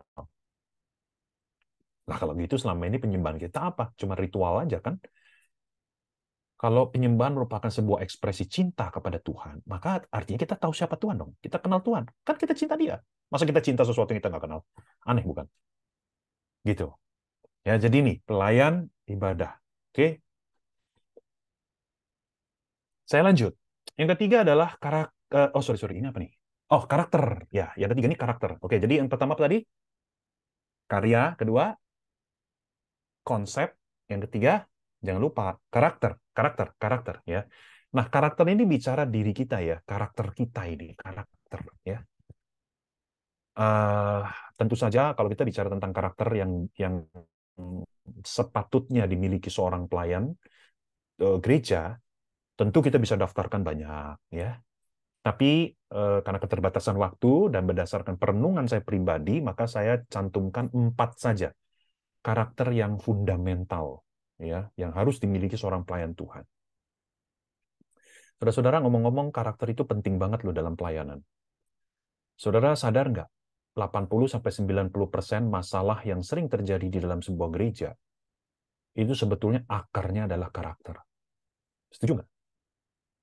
Saya ulangi, 80% ya, masalah yang sering kali terjadi di gereja, itu sebenarnya kalau ditelusuri akarnya karakter. Orang yang egois, orang yang nggak mau dikasih masukan, orang yang minder, orang yang sombong, orang yang merasa berjasa, ya. Wah, ini semua masalah karakter. Orang yang ngomong kagak mikir dulu, ya. Orang yang kepahitan, orang yang gampang marah, apalagi. Sebutlah, saudara, sebut banyak. Jangan-jangan saudara pun pernah jadi korban. Atau saudara sendiri pernah mengorbankan orang lain dengan karakter saudara, ya kan? Jadi karakter itu penting loh untuk kita benahi, karena karakter ini seringkali menjadi sumber masalah di banyak masalah di gereja. Oke, secara cepat. Yang pertama, karakter yang fundamental. Menurut saudara apa? Apa sih karakter penting yang harus dimiliki seorang pelayan Tuhan? Ayo coba, yuk. Saya pengen dengar dari saudara dulu dong, sambil saya minum air. Ada? Coba, open mic. Kerendahan hati. Menurut Rendah saudara apa hati. karakter? Hmm, good. Very good. Ya. Nah, ini saya tampilin aja langsung semuanya deh. Yang pertama, tentu kerjasama. Setuju? Karena yang namanya pelayanan di gereja, khususnya pelayanan ibadah, itu pasti semuanya itu bersifat teamwork. Sekalipun saudara seorang WL, tapi saudara nggak mungkin sendiri kan? Kan saudara didukung sama pemusik, saudara didukung sama operator sound system. Bayangin kalau operator sound systemnya lagi sentimen sama saudara, dimatiin suara mic-nya. Nah lo, teriak-teriak deh lo nyanyi, ya kan? Makanya baik-baiklah kepada operator. Dia bisa melakukan apapun yang keji, yang bikin saudara susah gitu ya di depan itu, yang lagi mimpin itu. Ya. Nah, itu ya. Jadi kerjasama. Jadi seorang pelayan yang baik, dia harus bisa bekerja sama. Ya, jadi kalau kita bicara, oh ini bisa jadi satu sesi sih sebetulnya, saudara-saudara ya, tapi ya izinkan saya menjelaskan secara singkat saja deh. Ya, jadi kalau kita bicara tentang karakter kerjasama, itu apa saja sih ciri-cirinya? Ya, ya, misalnya orang yang bisa bekerja sama itu artinya dia punya penghargaan, punya kepercayaan kepada sesama anggota tim. Ya, dia bukan tipe yang single fighter. Dia bukan tipe yang apa-apa mau dikerjain sendiri, ya nggak bisa percaya sama anggota timnya. Nah, kalau kalau kayak gini nih, berarti dia nggak bisa kerja sama, dia nggak punya teamwork spirit, ya.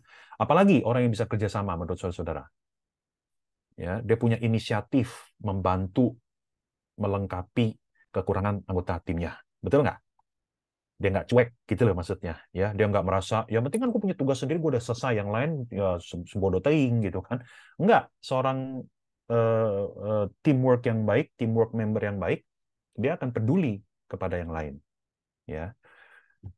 Kemudian seorang kalau punya karakter kerjasama yang baik, ya, ketika terjadi konflik dia juga tidak melarikan diri, tapi dia berusaha untuk menyelesaikan konflik dengan cara yang elegan, dengan cara yang baik.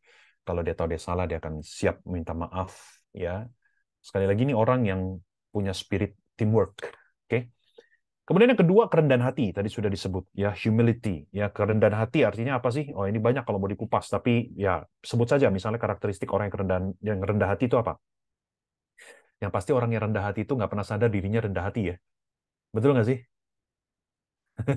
Coba bayangin kalau ada orang tiba-tiba bilang begini, lu tahu nggak, gue tuh orangnya rendah hati loh. Berarti dia lagi menyombongkan kerendahan hatinya, betul nggak? Orang yang rendah hati itu nggak pernah tahu dirinya rendah hati. Nggak pernah. Dia nggak sadar bahwa dirinya rendah hati. Ya, biasa aja gitu. Makanya ada satu buku yang bagus ditulis oleh Timothy Keller, ya, almarhum Timothy Keller, kalau sudah pernah dengar namanya, baru meninggal bulan lalu, ya. Dia pernah bikin buku tentang humility, ya. Dia definisikan humility itu sebagai self forgetfulness. Jadi orang yang rendah hati itu dia lupa akan dirinya. Bukan lupa dalam artian amnesia, ya. Bukannya Alzheimer atau apa, bukan. Tapi lupa dalam arti dia udah buat apa, dia nggak akan ingat-ingat. Ya, dia udah buat hal yang baik, dia nggak akan ingat-ingat itu. Dia tidak akan menghitung-hitung sebagai jasanya dia, gitu. Ya, seperti Paulus bilang dalam 2 Korintus pasal 3 itu, ya. Inilah keyakinanku, ya. Kalaupun aku bisa melakukan pelayanan ini, bukan karena aku, tapi karena Tuhan. Itu kira-kira saya parafrasekan. Ya, di dalam 2 Korintus pasal 3 itu. Ya. Orang yang rendah hati siap belajar dari siapapun. Betul? Orang yang rendah hati itu teachable. Ya, dia bukan hanya bisa belajar dari yang lebih senior, dia bahkan bisa belajar dari yang lebih junior. Ya, dia tidak merasa gengsi belajar dari siapapun. Oke? Orang yang rendah hati dapat menerima kritik dengan baik. Ya, menerima masukan. Orang yang rendah hati bersedia mengakui kesalahan dan minta maaf.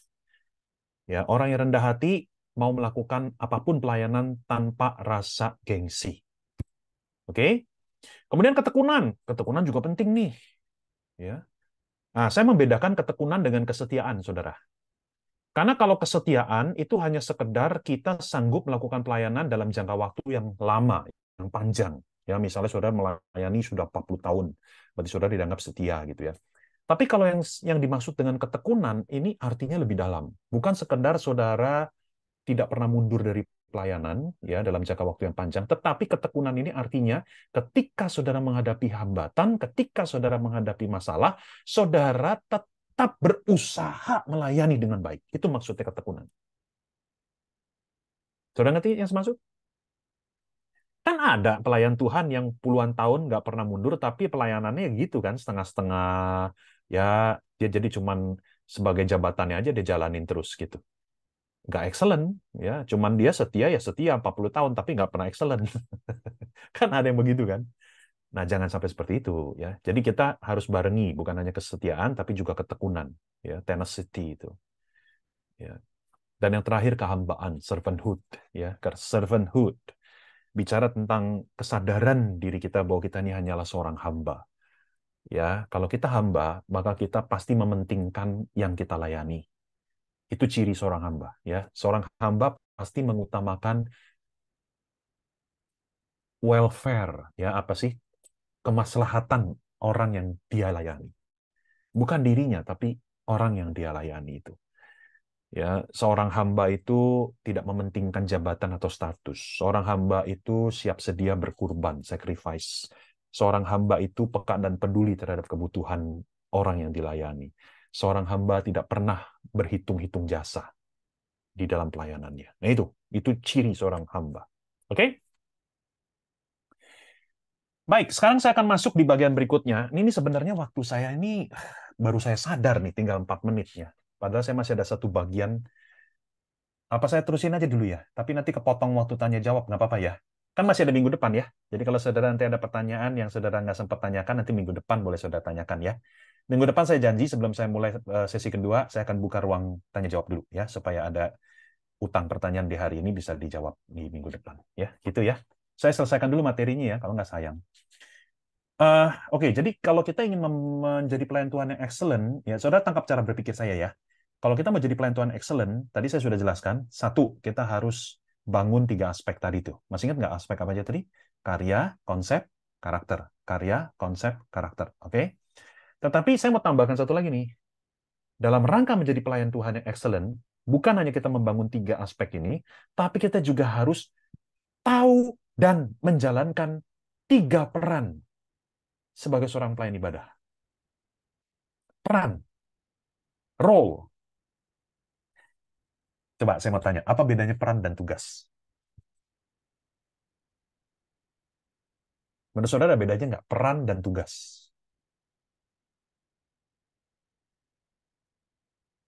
Kalau menurut saudara bedanya apa? Bedanya apa? Bisa bantu jelaskan?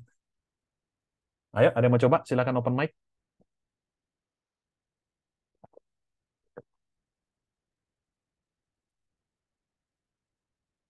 Apa bedanya peran dan tugas?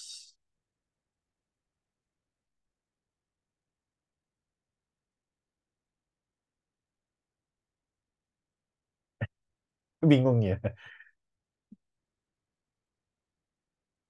Nih, misalnya nih ya. Gini, kita tuh sebagai pelayan ibadah, seringkali kita cuma tahu tugas, tapi kita lupa atau tidak menangkap perannya. Padahal kalau kita bicara peran dan tugas, peran itu sumber dari tugas. Peran itu payung besarnya. Di dalam sebuah peran ada tugas-tugasnya. Ngerti maksudnya nggak?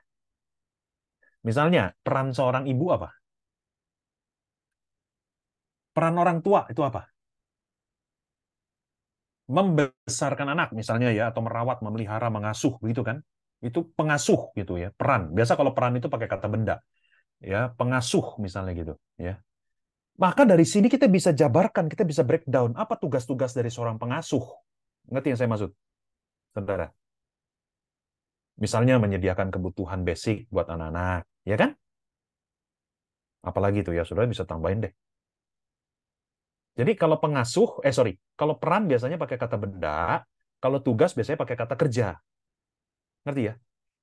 Nah, pelayan ibadah itu seringkali cuma tahu tugas. Misalnya seorang worship leader, tahu tugasnya apa? Misalnya memimpin ibadah, menyiapkan lagu, memberikan teks lagu ke operator multimedia, ya, memimpin latihan, misalnya ini tugas-tugasnya. Tapi seringkali kita nggak sadar peran kita. Sehingga akhirnya kita cuma menjalankan tugas, ya, dan tanpa menyadari apa peran kita ini. Padahal peran ini justru yang menjadi titik tolak tugas-tugas kita. Peran inilah yang menjadi patokan keberhasilan dan kegagalan kita di dalam pelayanan. Ya, apakah kita sudah menjalankan peran ini dengan baik? Ini dia nih. Nah, saya mulai dengan peran yang salah dulu ya. Saya cepat aja deh biar cepat ini nih ya, supaya bisa masih ada waktu untuk tanya jawab ya. Saya mulai dengan peran yang salah dulu ya. Peran yang salah ya. Jadi yang pertama itu kita seringkali ya menganggap bahwa kita itu di depan itu sebagai pelayan ibadah itu menghibur dan menyenangkan jemaat dengan penampilan kita, dengan nyanyian kita, dengan permainan musik, dengan suara kita gitu.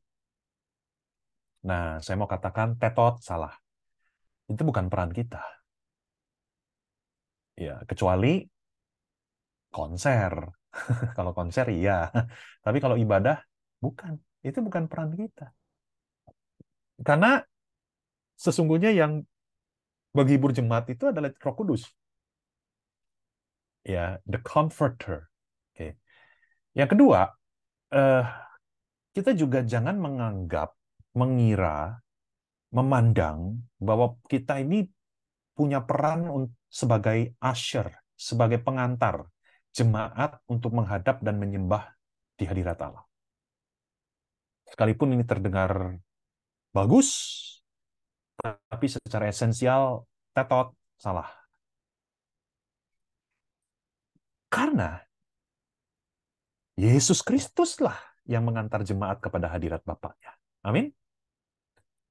Kan Yohanes pasal 14 ayat 6 mengatakan begitu. Akulah jalan kebenaran dan hidup. Tidak ada satu orang pun yang dapat sampai kepada Bapa kalau tidak melalui aku. Saudara kalau baca surat Ibrani itu banyak sekali referensinya. Ya, Yesuslah sang imam yang agung itu, yang membuka akses sehingga kita bisa datang kepada Bapa, kita bisa menghadap hadiratnya, kita bisa menikmati hadirat Bapa itu. Oke, tangkap ya, saudara-saudara, tangkap ini. Ya, jadi ini peran yang salah. Maka sekarang kita akan masuk ke peran yang benar. Peran yang benar itu apa? Ada 3. Kalau tadi 3K, ini 3P. Supaya gampang hafal. Saya kasih overview-nya dulu ya. Yang pertama, peran sebagai penyembah. Sama-sama katakan penyembah. Oke. Yang kedua, sebagai penolong. Sama-sama katakan penolong. Good. Yang terakhir, sebagai panutan. Sama-sama katakan panutan. Coba sekarang sebutin lagi 3-tiganya. Ya, 3, 2, 1. Penyembah, penolong, panutan. Sekarang merem matanya. 3, 2, 1. Penyembah, penolong, panutan. Ya, oke. Good. Ya. Saya kalau lihat Abigail tadi begini, saya jadi ingat keponakan saya kalau nonton film horor ya. Kalau nonton film horor begini, tapi tetap kasih celah dikit ya, karena dia penasaran pengen lihat ini. Ini intermezzo aja ya. Oke, kita lihat yuk 3 peran. Penyembah, penolong, panutan. Ini 3 peran yang harus dimiliki, harus dijalani, harus disadari oleh setiap pelayan ibadah, tanpa terkecuali. Oke, yang pertama kita kulik yuk penyembah. Nah, apa maksudnya? Simple. Jadi waktu kita pelayanan di depan itu ya, sebagai pemusik kek, sebagai anggota paduan suara kek, sebagai worship leader kek, atau mungkin di bawah panggung, misalnya kita operator, sound system, dan sebagainya. Apakah kita sungguh-sungguh di dalam pelayanan itu, kita juga menyembah Tuhan? Itu dia maksudnya. Ya. Jadi pertanyaan ujiannya buat kita begini nih. Apakah kita memiliki fokus kepada Allah saat melayani dalam ibadah? Nah, sayangnya tuh saya menemukan, ya saya nggak berani bilang banyak lah ya, tapi saya menemukan ada pelayan-pelayan ibadah yang kelihatan. Dia tidak menyembah Tuhan sebetulnya di atas itu. Ya, jadi dia nyanyi, ya mekanis aja kelihatan dari ekspresi wajahnya, dari ya kelihatan dari seluruh gestur gaya dia nyanyi.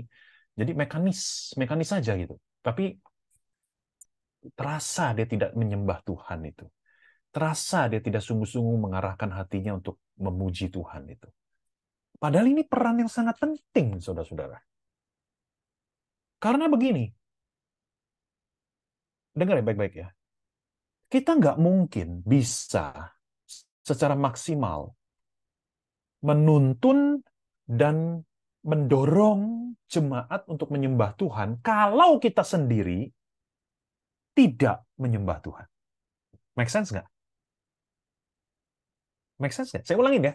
Kita tidak akan secara maksimal bisa menuntun dan mendorong, menginspirasi, menyemangati jemaat menyembah Tuhan dalam ibadah kalau kita sendiri yang di depan tidak menyembah Tuhan.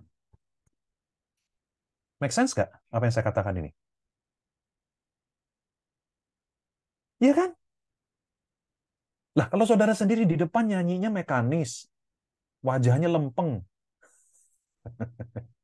dingin, kaku, nggak kelihatan saudara sedang menyembah Tuhan gitu ya. Bagaimana saudara bisa menginspirasi jemaat untuk menyembah Tuhan gitu? Ya kan? Jadi inilah penyembahan ini harus penyembah itu menjadi peran kita ya. Waktu di depan kita harus siap menyembah Tuhan, bukan sekedar kita memimpin ibadah, bukan sekedar kita main musik, tapi kita juga menyembah Tuhan itu. Dengan nyanyian kita, dengan permainan musik kita. Kita menyembah Tuhan. Kita penyembah, saudara. Ya, ini nggak boleh dilupakan.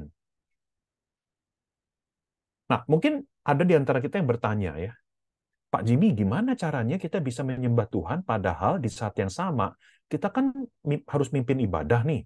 Kita mesti hafalin banyak hal-hal teknis, kita harus memanage banyak detail gitu ya. Nah, seringkali kami pikirannya terpecah nih Pak Jimmy. Ya, bagaimana bisa kita menyembah Tuhan kalau kita sambil di saat yang sama seperti ini gitu. Tentu ini sebuah challenge, ini sebuah tantangan buat kita. Tetapi saya bagikan tips begini.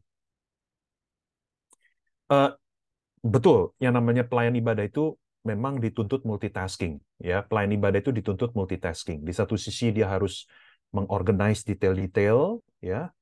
Habis ini nyanyi lagu apa, main nada dasar apa, intronya bagaimana, dan sebagainya, dan sebagainya, dan sebagainya.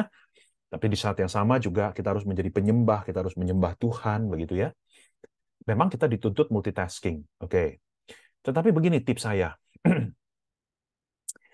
Saudara-saudara, pertama persiapan kita harus matang. Ya. Karena kalau persiapan kita matang, itu akan memerdekakan kita dari ketakutan-ketakutan yang membuat kita jadi hanya fokus pada hal teknis. Saya ulangi ya, persiapan kita harus matang. Lagu yang kita nyanyikan harus kita hafal. Oke? Karena dengan persiapan yang matang itulah akan memerdekakan kita dari anxiety, dari kekhawatiran, takut salah, yang akhirnya malah membuat kita fokus pada hal teknis. Ini satu tips pertama. Kita harus persiapan semata-matangnya. Ya. Yang kedua, ini juga nggak kalah penting. Saudara harus memiliki pola gaya hidup penyembahan pribadi setiap hari. Jadi Senin sampai Sabtu, saudara harus punya waktu khusus, rutin, saudara berdoa sama Tuhan, saudara nyanyi buat Tuhan, saudara menyembah Tuhan secara pribadi. Di kamar, ya. Karena kalau saudara punya kebiasaan seperti ini, ketika hari Minggu saudara melayani, maka saudara ini tidak menjadi sulit buat saudara menyembah Tuhan. Karena ini sudah jadi satu kebiasaan. Ngerti nggak maksud saya? Masuk akal nggak? Mana nih anggukan kepalanya nih? Tadi ada anggukan kepala, sekarang lupa nih. Ya. Kalau kita udah biasa melakukan sesuatu, maka pada hari Minggu itu kita menyembah Tuhan udah nggak sulit lagi. Itu jadi second nature. Itu jadi sesuatu yang alamiah kita lakukan. Oke? Jadi ini yang pertama, penyembah. Yang kedua, sebagai penolong. Ya, sebagai penolong. Ya, memang mungkin ada di antara kita yang berkata, Pak Jimmy, bukannya pemimpin. Ya, betul. Ya, memang saya juga dulu pernah menyebutnya sebagai pemimpin. Tetapi setelah saya pikir-pikir ulang, saya lebih suka memakai istilah penolong.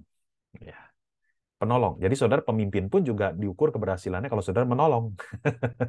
Buat apa jadi pemimpin kalau nggak nolong orang?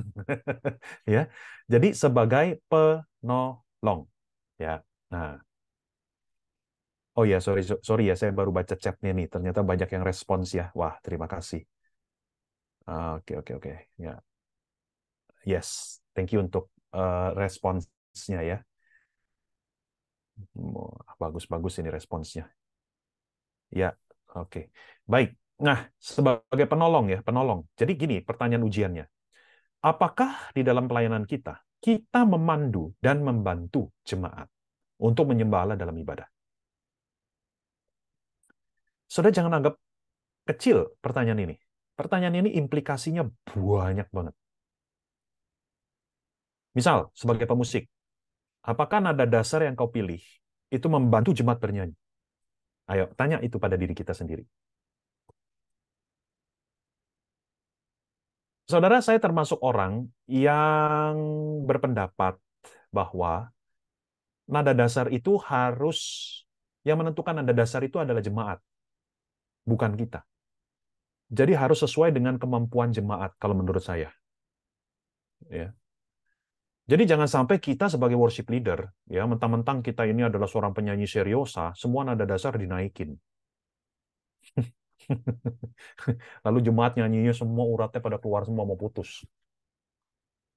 Jadi nada dasar itu harus kita tentukan berdasarkan pengenalan kita akan kemampuan musikal jemaat, wilayah nyanyi jemaat, wilayah nada nyanyi jemaat.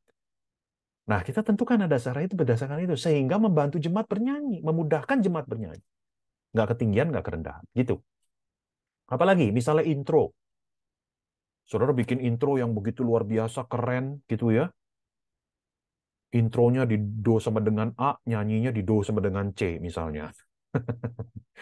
Memang keren sih keren untuk didengar, tapi jemaat waktu nyanyi puyeng jemaatnya, pusing jemaatnya ya kan? Bayangin tuh intronya do sama dengan A, nyanyinya do sama dengan C. Ya, jemaatnya langsung pusing nggak bisa nyanyi gitu kan. Nah, itu kita mesti mesti tanya sama diri sendiri. Kalau kita lakukan ini, bantu jemaat nggak? Kalau nggak bantu, jangan lakukan, walaupun terdengarnya keren. Sudah ngerti yang saya maksud? Operator multimedia juga begitu, ya. Kalau kita pencet slide-nya telat melulu, ngebantu jemaat nggak itu? Kagak, apalagi kalau lagunya baru. Ya kan? Jemaat langsung nggak bisa nyanyi. Udah lagunya baru, cepet lagi temponya. Bah, udah gitu telat melulu lagi pencetnya, ya kan? Waduh, udah langsung terganggu deh jemaat. Jadi, memandu, membantu jemaat, ya. Kata-kata kita, intro lagu, apapun lah variasi musikal, ya. Apakah apa yang kita lakukan di depan, yang kita katakan, apakah yang kita ekspresikan itu membantu jemaat nggak untuk menyembah Tuhan? Itu harus kita tanyakan setiap kali kita pelayanan. Kalau benar kita membantu, berarti kita sudah menjalankan peran sebagai penolong dengan baik. Oke. Yang terakhir sebagai panutan. Coba ulangi dulu. Yang pertama tadi apa? Penyembah. Yang kedua, penolong. Yang ketiga, panutan. Nah, panutan ini maksudnya apa? Begini. Apakah yang kita harapkan dari penyembahan jemaat sudah terlebih dahulu kita sebagai pelayan memberi contohnya? Saya ulangi. Apakah yang kita harapkan ya, dari penyembahan jemaat ya, sudah terlebih dahulu kita berikan contohnya yang konkret dan konsisten? Misal, coba kita mulai dari ini dulu deh. Apa yang kita harapkan jemaat tidak lakukan dalam ibadah? Coba apa? Ayo coba teman-teman sebut. Teman-teman nggak mau jemaat ngapain dalam ibadah? Coba Tidur. tidur. Oke, thank you. Main HP ya. Apalagi? Coba ketik aja ketik, nggak apa-apa nanti saya baca. Hah? Apa? Kak Yunita apa Kak Yunita? Ngobrol. Ngobrol. Yes. Ya, betul. Apalagi? Diem aja kagak ikut nyanyi gitu ya. Iya, bener juga. Datang terlambat pulang duluan. Bener nih, Pak Daniel, Bro Daniel nih ya. Datang terlambat pulang duluan. Aduh, dosanya 2 kali lipat tuh ya. Nah, perhatiin ya, ini kan kita nggak mau jemaat lakukan, betul ya? Setuju ya? Setuju nggak sih? Setuju ya? Dengar nih, sekarang dengar nih ya apa yang saya akan katakan. Kalau begitu, kita sebagai pelayan harus contohin dulu. Kita yang menyebut diri pelayan, jangan ngobrol kalau lagi ibadah, betul? Kita sebagai pelayan ibadah, jangan tidur dalam ibadah. Kita sebagai pelayan Tuhan, jangan main HP. Buka HP boleh loh ya, buka HP boleh, tapi jangan main. Buka HP boleh, kalau Alkitab di HP kan mesti buka, ya kan? Tapi jangan main, jujur, jangan main medsos, jangan malah lihat TikTok, jangan malah lihat IG gitu kan.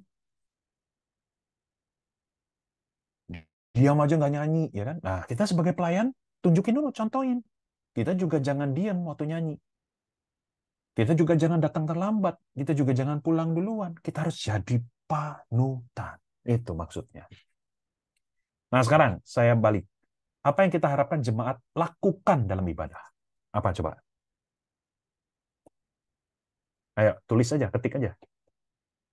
Apa yang kita harapkan jemaat lakukan dalam ibadah? Aktif berespon, sungguh-sungguh dalam memuji Tuhan, bernyanyi dengan suara yang terbaik, betul ya? Dengan penghayatan ya. Saudara, mau nggak jemaat berekspresi dalam ibadah? Mau nggak? Jujur, mau nggak? Boleh nggak angkat tangan? Boleh lah ya. Boleh lah ya. Angkat tangan apa nggak angkat tangan kan nggak ada hubungan sama reform atau karismatik. Nggak ada. Saya reform, tapi saya ngangkat tangan kalau ibadah. Apa reform saya langsung luntur? Kan enggak. Terus apa lagi? Ekspresif. Ya. Nah, dengan demikian kita harus contohin dulu. Kalau saudara berharap jemaatmu berekspresi dalam ibadah, kita sebagai pelayan ibadah juga kita harus contohin dulu. Jangan kita aja pelayan ibadah kagak melakukan itu. Nah, dengar ya, kita sebagai panutan itu bukan hanya ketika kita di depan ya, bukan hanya ketika kita mendapat tugas memimpin ibadah, tetapi kita menjadi panutan bahkan ketika kita duduk di bangku jemaat. Saudara mengerti yang saya maksud? Jadi konsisten gitu loh. Jangan saudara kalau lagi pelayanan, saudara datangnya setengah jam sebelum ibadah. Tapi kalau saudara nggak lagi dapat pelayanan, saudara lagi duduk di bangku jemaat, datangnya telat melulu. Ya nggak boleh juga dong begitu. Kita sebagai pelayan ibadah itu harus menjadi panutan, terlepas kita lagi ada jadwal atau tidak. Karena jemaat akan melihat kita, teladannya kita. Ya, jadi ini, oke? Good, terima kasih untuk partisipasi rekan-rekan di chat. Baiklah, sekarang saya akan tutup ya. Kita masih punya waktu sekitar 8 menit ya. Saya akan tutup dengan pernyataan ini. Kualitas ibadah gereja ditentukan oleh kualitas para pelayan ibadahnya. Ya, jadi ini semacam sebuah kesimpulan, katakanlah begitu ya. Kualitas ibadah gereja. Jadi gini, saudara mau nggak ibadah di gereja kita itu berkualitas? Mau? Mau, mau, mau, mau, mau. Kalau mau, maka starts from you. Ya, mulai dari kita sebagai pelayan ibadah. Karena kita lah building blocks. Kita lah batu-batu bata untuk membangun rumah ibadah, ya, ibadah kita itu. Oke? Jadi omong kosong lah kalau kita berharap kualitas ibadah di gereja kita meningkat, tapi kita sendiri nggak pernah meningkatkan diri sebagai seorang pelayan ibadah di gereja kita. Ya, karena ditentukan oleh kita itu, para pelayan ibadah. Kualitas ibadah itu ditentukan oleh kita, ya, para pelayan ibadah. Oke? Karenanya, ya, saya tidak mau berhenti di statement ini. Kalau berhenti di statement ini kesannya ngeri gitu ya. Tapi saya mau lanjut ke statement berikut. Karenanya pelayanan ibadah merupakan sebuah tugas yang sangat mulia dari Allah. Sudah bayangin tuh. Tuhan mempercayakan pelayanan yang begitu kritikal, yang begitu strategis di tangan kita. Tuhan memberikan kehormatan itu kepada kita, ya.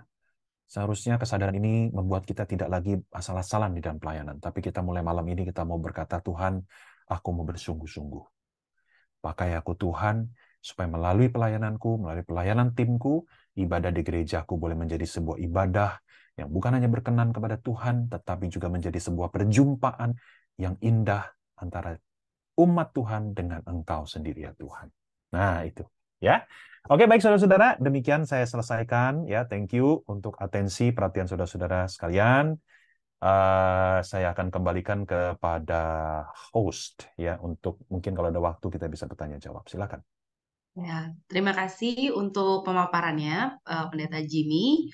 Ya, teman-teman, abang kakak sekalian, kali ini kami akan mengizinkan abang kakak mungkin atau teman-teman yang ingin bertanya atau mungkin ingin sharing, ada hal-hal mungkin yang tadi terasa relate gitu ya, teman-teman sendiri hadapi atau teman-teman sendiri alami gitu. Silakan teman-teman boleh via chat jika teman-teman lebih nyaman menggunakan chat gitu ya. Tapi juga kalau teman-teman ingin open mic langsung juga boleh. Silakan.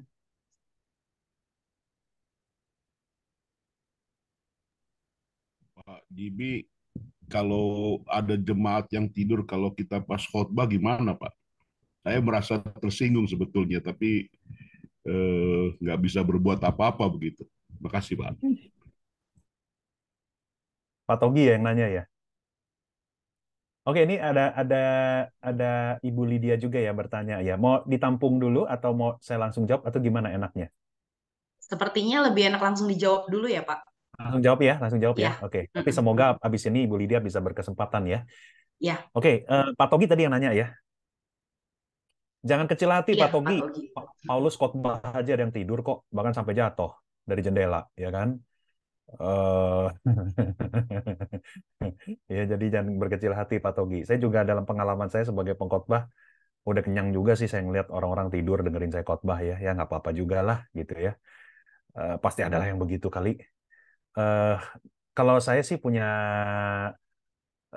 siasat begini Pak Togi ya. Ini juga buat worship leader juga bisa berguna nih ya.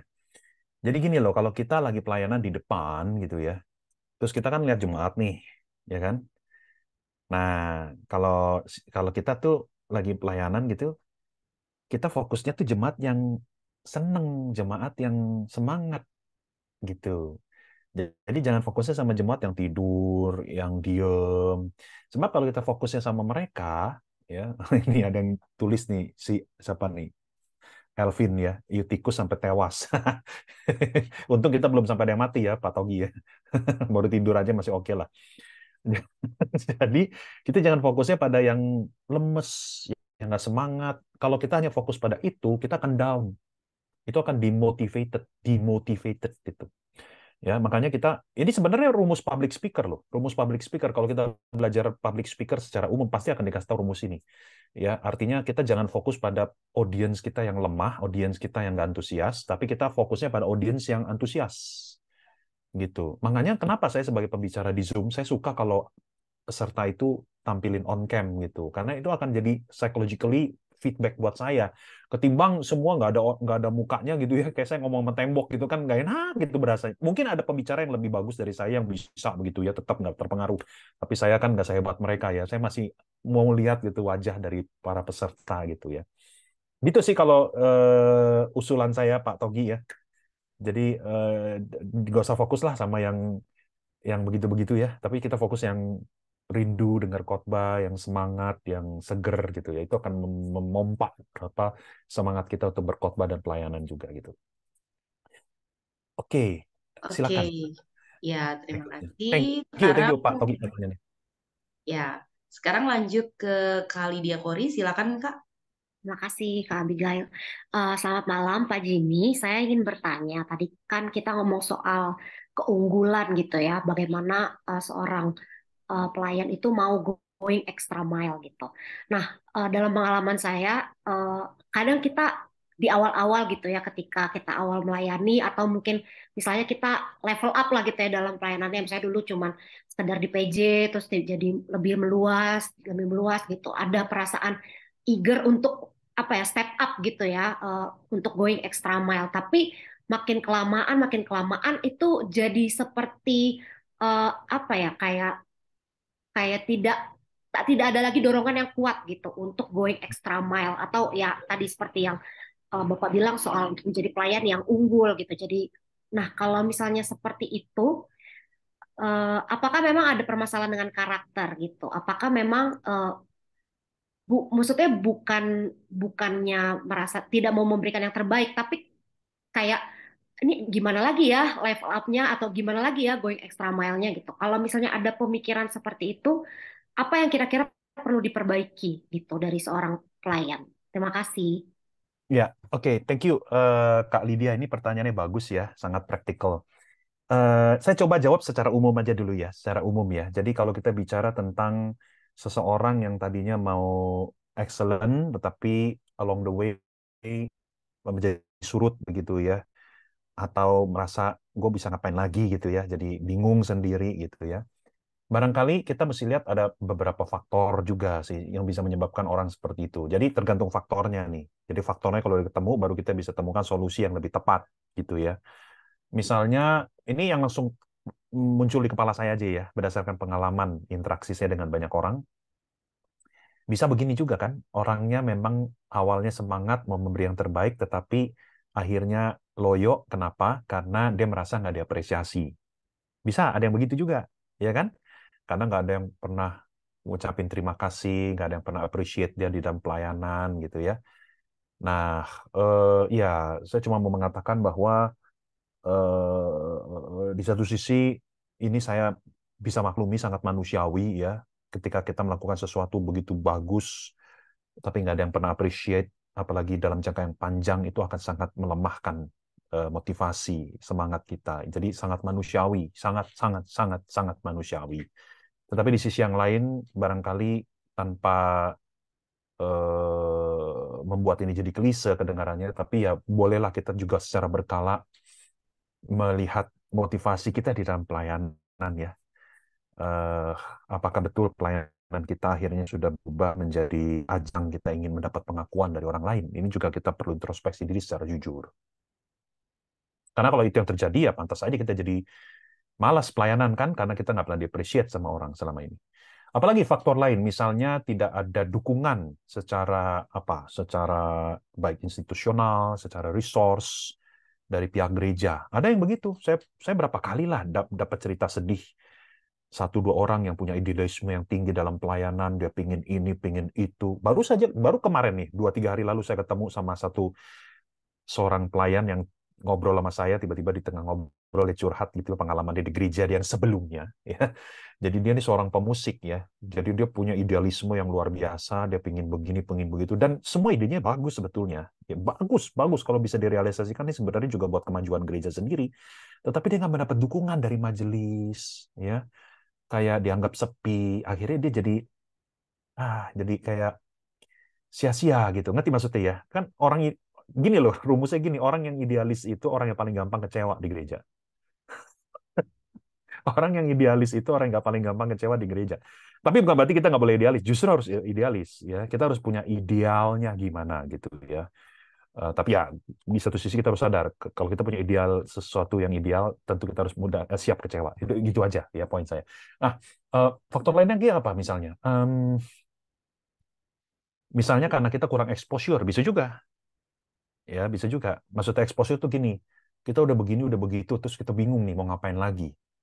Ya, kita bingung karena kita kurang exposure. Coba kalau kita buka diri, ikut seminar di luar gereja kita, di luar kalangan kita sendiri, kita lihat di YouTube, sebenarnya kita tuh banyak loh resource loh. Makanya ya saya sampai bisa berkesimpulan ya, sebenarnya nggak ada pelayan Tuhan yang bodoh atau pelayan Tuhan yang jelek. Yang ada pelayan Tuhan yang males. Karena sebetulnya kita hidup di perkotaan ini, kayak kota Jakarta, just one click away kita banyak resource di YouTube, di TikTok, banyak internet. Kalau kita mau belajar tuh banyak sekali. Banyak secara otodidak atau informal, banyak resource-nya. Cuman kalau kita mau jujur kan kita males, betul nggak sih? Kita ya begitu-begitu aja maunya kan? Nah, udah. Oke, kali gitu ya, Kak Lydia ya. Jadi lihat faktornya apa. Nah, coba lihat solusinya apa yang lebih tepat begitu. Dan tadi saya kasih contoh kan 3 tuh, ya. Karena tidak ada apresiasi, karena tidak ada dukungan dari pihak pemimpin gereja, dan apa tadi yang terakhir tuh kurang exposure ya, kurang exposure. Jadi nggak tahu apa yang mesti dilakukan lagi gitu. Ya, Terima kasih Pak Jimmy. ya sama-sama kali dia. Semoga membantu. Ya, apakah ada teman-teman lagi yang mau bertanya secara langsung? By the way, nanti setelah ini sebelum tutup, saya minta izin untuk mempromosikan satu event besar yang kami lakukan ya nanti ya. Mm-mm. Jadi semoga Oke, rekan-rekan jangan keluar dulu juga. baik Pak. Ya, oke mungkin satu pertanyaan terakhir ya Pak ya, karena sudah jam 9 juga. Ini pertanyaannya ada dia DM dari seorang alumni yang anonim. Mm-mm. Aku bantu bacakan untuk teman-teman semua juga. Pak, bagaimana ya meningkatkan keunggulan dalam pelayanan kita bersama khususnya di gereja? Seringkali di gereja salah seorang alumni ini merasa tidak satu frekuensi. Misalnya ketika mempelajari satu lagu, yang satu merasa dia belum cukup memahami lagunya, tapi yang menjadi tutornya itu merasa, oh ini kan udah lagu lama ya, jadi harusnya satu kali latihan udah langsung bisa lah gitu. Nah, prakteknya pas sudah mungkin di ibadah dinyanyikan, ternyata benar banyak jemaat yang akhirnya menyanyikannya jadi ragu-ragu gitu. Kemudian hal lainnya misalnya soal kedisiplinan waktu. Ini common banget sih ya di setiap gereja, sering ngaret, sering tidak ikut latihan. Jadi banyak yang nggak sesuai hati sehingga orang tuh pelayanannya datang dan pergi gitu. Apa yang perlu kita lakukan agar kita juga tetap unggul dan nggak menjadi melemah dalam pelayanan yang kondisinya seperti ini? Ya, oke. Pertama-tama saya ingin menyatakan bela rasa atau simpati terhadap kalau betul ini adalah kondisi yang sedang dialami ya oleh rekan alumni ini ya. I know it, I can imagine, I can feel it. Ya, ini sesuatu yang nyebelin banget betul. Ya, kita mau beri yang terbaik, tapi kok rekan-rekan kita nggak sefrekuensi gitu ya. Eh, jadi saya sangat bisa simpati dengan hal ini. Oke, memang ini gimana ya saya mau ngomongnya ya. Hmm, kalau bicara idealnya ya, idealnya harusnya pemimpinnya harus diubah dulu. Pemimpinnya. Jadi yang saya masuk pemimpin ini pokoknya siapapun yang di tataran kebijakan decision maker yang apa sih istilahnya yang menentukan gitu ya arah dari pelayanan ibadah itu mau gimana gitu. Jadi pemimpinnya dulu yang menurut saya seharusnya diubah paradigmanya, memiliki kesadaran gitu ya. Nah, kalau ditanya bagaimana tuh mengubah mereka, nah, ini juga nggak tahu ya saya bisa aja sih nyebutin beberapa, tapi nggak tahu apakah mengena dengan konteks Anda ya. Misalnya, ya bisa dengan cara ngomong heart to heart ya, ceritain aja sebenarnya kondisinya di begini gitu. Kita tuh sadar nggak sih kondisi ini seharusnya nggak boleh dibiarkan berlarut-larut. Ini akan berdampak kepada pelayanan di gereja, berdampak kepada ibadah itu sendiri ya kan. Jadi kita tuh gimana sih ini namanya pelayanan kan kita mau beri yang terbaik apa enggak gitu. Jadi heart to heart kita boleh nyampein itu kepada pemimpin. Bisa juga apa ya? Ya idealnya pemimpinnya juga bisa ikut pembinaan, bisa ikut apa gitu yang bisa mencerahkan, membukakan kesadaran gitu ya. Undang saya, boleh undang saya ke gerejanya. Ya. Apalagi, iya, kalau berdasarkan pengalaman saya ya, budaya keunggulan itu, ini kita bicara budaya keunggulan ya, jadi bukan lagi person to person ya, cuman satu orang, dua orang, tiga orang doang gitu ya. Tapi gimana sih ciptain budaya keunggulan dalam pelayanan ibadah di gereja kita?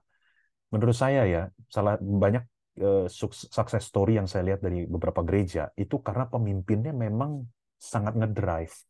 Pemimpinnya itu jadi teladan dulu gitu. Kalau pemimpinnya nggak jadi teladannya agak susah ini, hambatannya besar sekali. Ya, jadi pemimpinnya harus jadi teladan dulu ya pemimpin. Nah, oke lah, gini, misalnya kalau pemimpinnya belum selevel itu, nah gimana dong, ya kan? Hmm,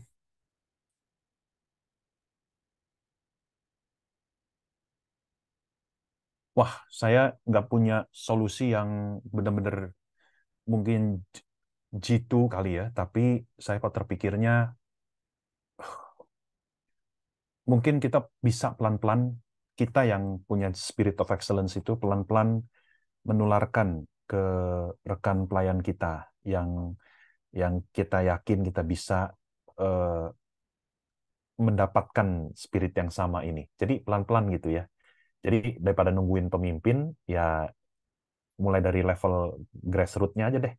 Ya sesama rekan pelayan kita tularkan ini dulu ya.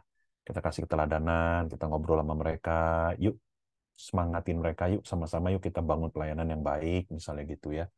Mungkin gitu kali ya, pelan-pelan kita gerilya nularin semangat excellence ini gitu. Karena budaya itu hanya bisa diciptakan kalau semakin banyak orang yang memiliki spirit yang sama. Makin banyak orang yang memiliki spirit yang sama, makin tercipta budayanya. Gitu. Kalau menurut saya. Sekali lagi, saya minta maaf kalau saya tidak bisa memberikan solusi yang benar-benar jitu ya, karena memang ini situasi yang saya tahu pelik dan eh, butuh banyak doa kalau ngomong klisenya. Ya, ya gitu sih kalau dari saya ya. Terima kasih dan doa saya buat alumni ini. Semalam ini setelah tutup ini saya akan doakan alumni ini. Ya, oke Ya, itu aja sih. By the way, saya oke, sekarang sudah terima upload kasih. ini apa bahan presentasinya, jadi silahkan nanti di-download. Oh ya, mm-mm. Oh sorry, Oke, saya sudah masuk. upload.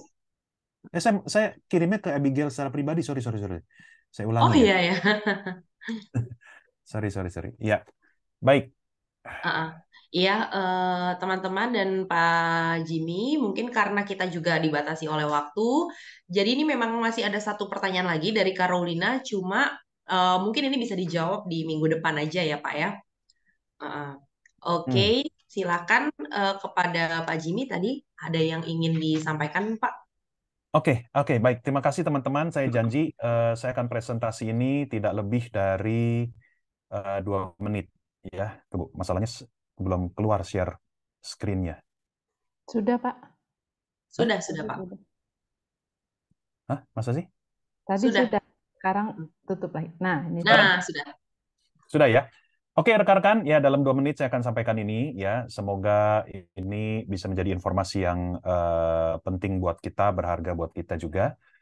Jadi kami dari Wonders of Worship Ministry, ini pelayanan yang saya dirikan dan saya pimpin sejak 2010 ya. Kami itu memang sebetulnya secara rutin mengadakan yang disebut dengan Wow Conference ya atau Wow Camp. Jadi konferensi atau camp yang memang kita belajar tentang ibadah. Tetapi selama pandemi memang kita sempat moratorium, kita sempat tidak lakukan. Nah, puji Tuhan ya karena anugerah Tuhan, maka kami mengadakan pertama kalinya setelah pandemi, setelah 4 tahun kita tiarap, ya kita adakan kembali Wow Conference di tahun ini ya, dan kita lakukan di Jakarta tanggal 18 sampai 19 Agustus, itu hari Jumat dan Sabtu, itu sebenarnya hari kejepit karena tanggal 17-nya kita tahu itu hari libur. Kita adakan di gedung orang tua ya yang persis di pinggir Outer Ring Road Jakarta Barat itu ya. Temanya yang diangkat adalah Gospel Centered Worship ya. Jadi ini satu tema yang saya yakin sangat relevan dan sangat penting untuk didengarkan oleh kita sekalian. Target dari konferensi ini adalah para pemimpin gereja ya, mulai dari rohaniwan, gembala ya, majelis, diaken, penatua ya, pengurus ibadah, penggiat pelayan ibadah ya dan sebagainya, pokoknya yang berkaitan dengan ibadah begitu ya.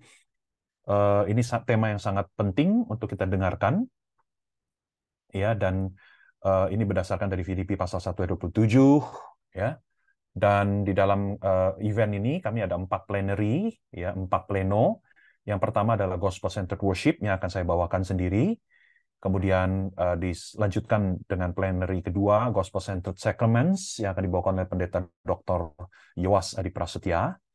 Dan yang ketiga adalah plenary dari Pendeta Dr. Stefanus Haryono, ya, membahas Gospel Centered Spirituality. Dan plenary keempat ini spesial karena bukan dalam bentuk kelas, tetapi dalam bentuk talk show, di mana kita undang beberapa narasumber untuk mendaratkan 3 plenary sebelumnya, ya, mendaratkan, mengkontekstualisasikan supaya bisa diterapkan, kira-kira begitu. Di samping 4 plenary yang kita bisa nikmati, ada 4 electives atau 4 kapsel yang kita bisa pilih salah satunya. Ya, yang pertama itu adalah Singing the Gospel, ya, dibawakan oleh Pendeta Tia Safandi dengan penginjil David Aden. Jadi kita bicara bagaimana kita memperkaya repertoar atau pemilihan lagu-lagu ibadah di gereja kita menjadi lagu-lagu yang lebih bertemakan Injil. Kemudian kapsel yang kedua, elektif yang kedua adalah tentang lectionary. Ya, ada banyak gereja yang belum tahu apa itu lectionary. Padahal lectionary adalah salah satu sarana untuk membuat ibadah di gereja kita menjadi semakin gospel-centered. Akan dibawakan oleh Pendeta Dr. Florian Simatupang, sahabat saya. Kemudian kapsel yang ketiga itu adalah Essentials of Worship Music Directing. Ini khusus buat pemusik, ya, buat musicians. Akan dibawakan oleh Clement Noya dari Abu Dhabi Band, seorang pembicara yang sangat kompeten dalam topik ini. Dan kapsel yang terakhir itu adalah Building a Gospel-Driven Worship Ministry. Jadi akan dibawakan oleh pasangan suami istri dari GBI Gibeon di Surabaya. Ya, ini akan membantu kita untuk membangun pelayanan ibadah di gereja kita yang lebih berpusatkan pada Injil. Ya, jadi bicara pelayanannya bukan ibadahnya, tapi pelayanannya itu sendiri. Ya. Oke, ini schedule-nya kurang lebih. Jadi hari pertama akan dimulai dari jam 3. Ini akan undangan khusus ya para pemimpin. Jadi peserta umum tidak semuanya ikut. Nanti peserta umum akan ikutnya mulai dari jam 6 sore ya, dimulai dengan makan malam dulu, kemudian ada satu plenary. Hari kedua baru full day dari jam 8 sampai jam 6 sore. Jadi kita mengikuti format seperti IDMC kalau rekan-rekan pernah ikuti juga ya. Early bird sudah ditutup ya tanggal 11 Juni yang lalu, tetapi masih ada 2 kategori harga yang teman-teman bisa ikuti. Yang regular ya itu 900.000 per orang ya. Ini hanya biaya kepesertaan, tidak termasuk transportasi dan akomodasi, jadi ditanggung sendiri kalau itunya.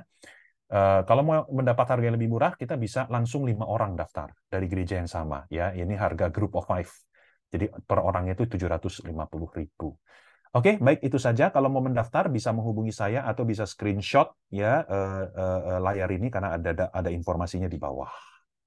Atau bisa juga masuk ke link ini. Ya, satu hal lagi ya, sorry tambahan. Kami menyediakan scholarship dengan kuota yang terbatas kepada mahasiswa STT. Ya, jadi masih syaratnya mahasiswa aktif STT. Yang kedua, bersedia dan berjanji akan mengikuti secara full acaranya. Yang ketiga, memang punya passion dalam bidang ibadah. Nah, kalau rekan-rekan ada kenal mahasiswa STT yang seperti ini, memenuhi 3 syarat ini, silakan hubungi saya. Ya, karena kita akan berikan beasiswa full. Jadi tidak perlu bayar biaya kepesertaan, dia bisa ikut. Ya, silakan hubungi saya aja, nanti saya bisa arahkan.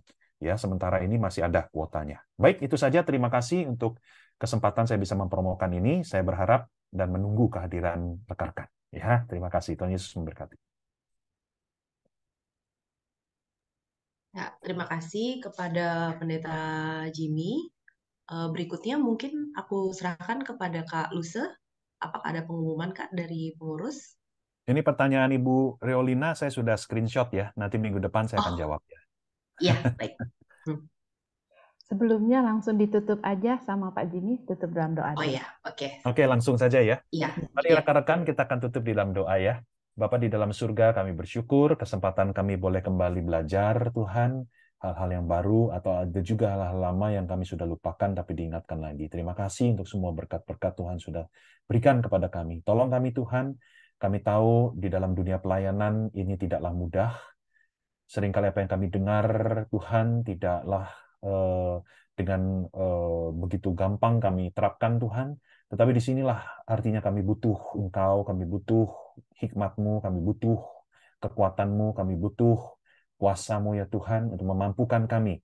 Terima kasih Tuhan, kami sungguh-sungguh berserah penuh, jadikan dan bentuklah kami terus menjadi pelayan-pelayan Tuhan yang semakin menyenangkan hati Tuhan, yang semakin menjadi berkat bagi jemaat yang Tuhan percayakan kepada kami untuk kami layani. Kami bersyukur, kami serahkan malam ini, sebentar kami akan berpisah, kami akan beristirahat. Pertemukan kembali kami Tuhan pekan depan Tuhan, dan kami boleh menikmati berkat Tuhan yang baru lagi. Terima kasih Tuhan, hanya di dalam nama Tuhan Yesus kami berdoa. Amin. Amin.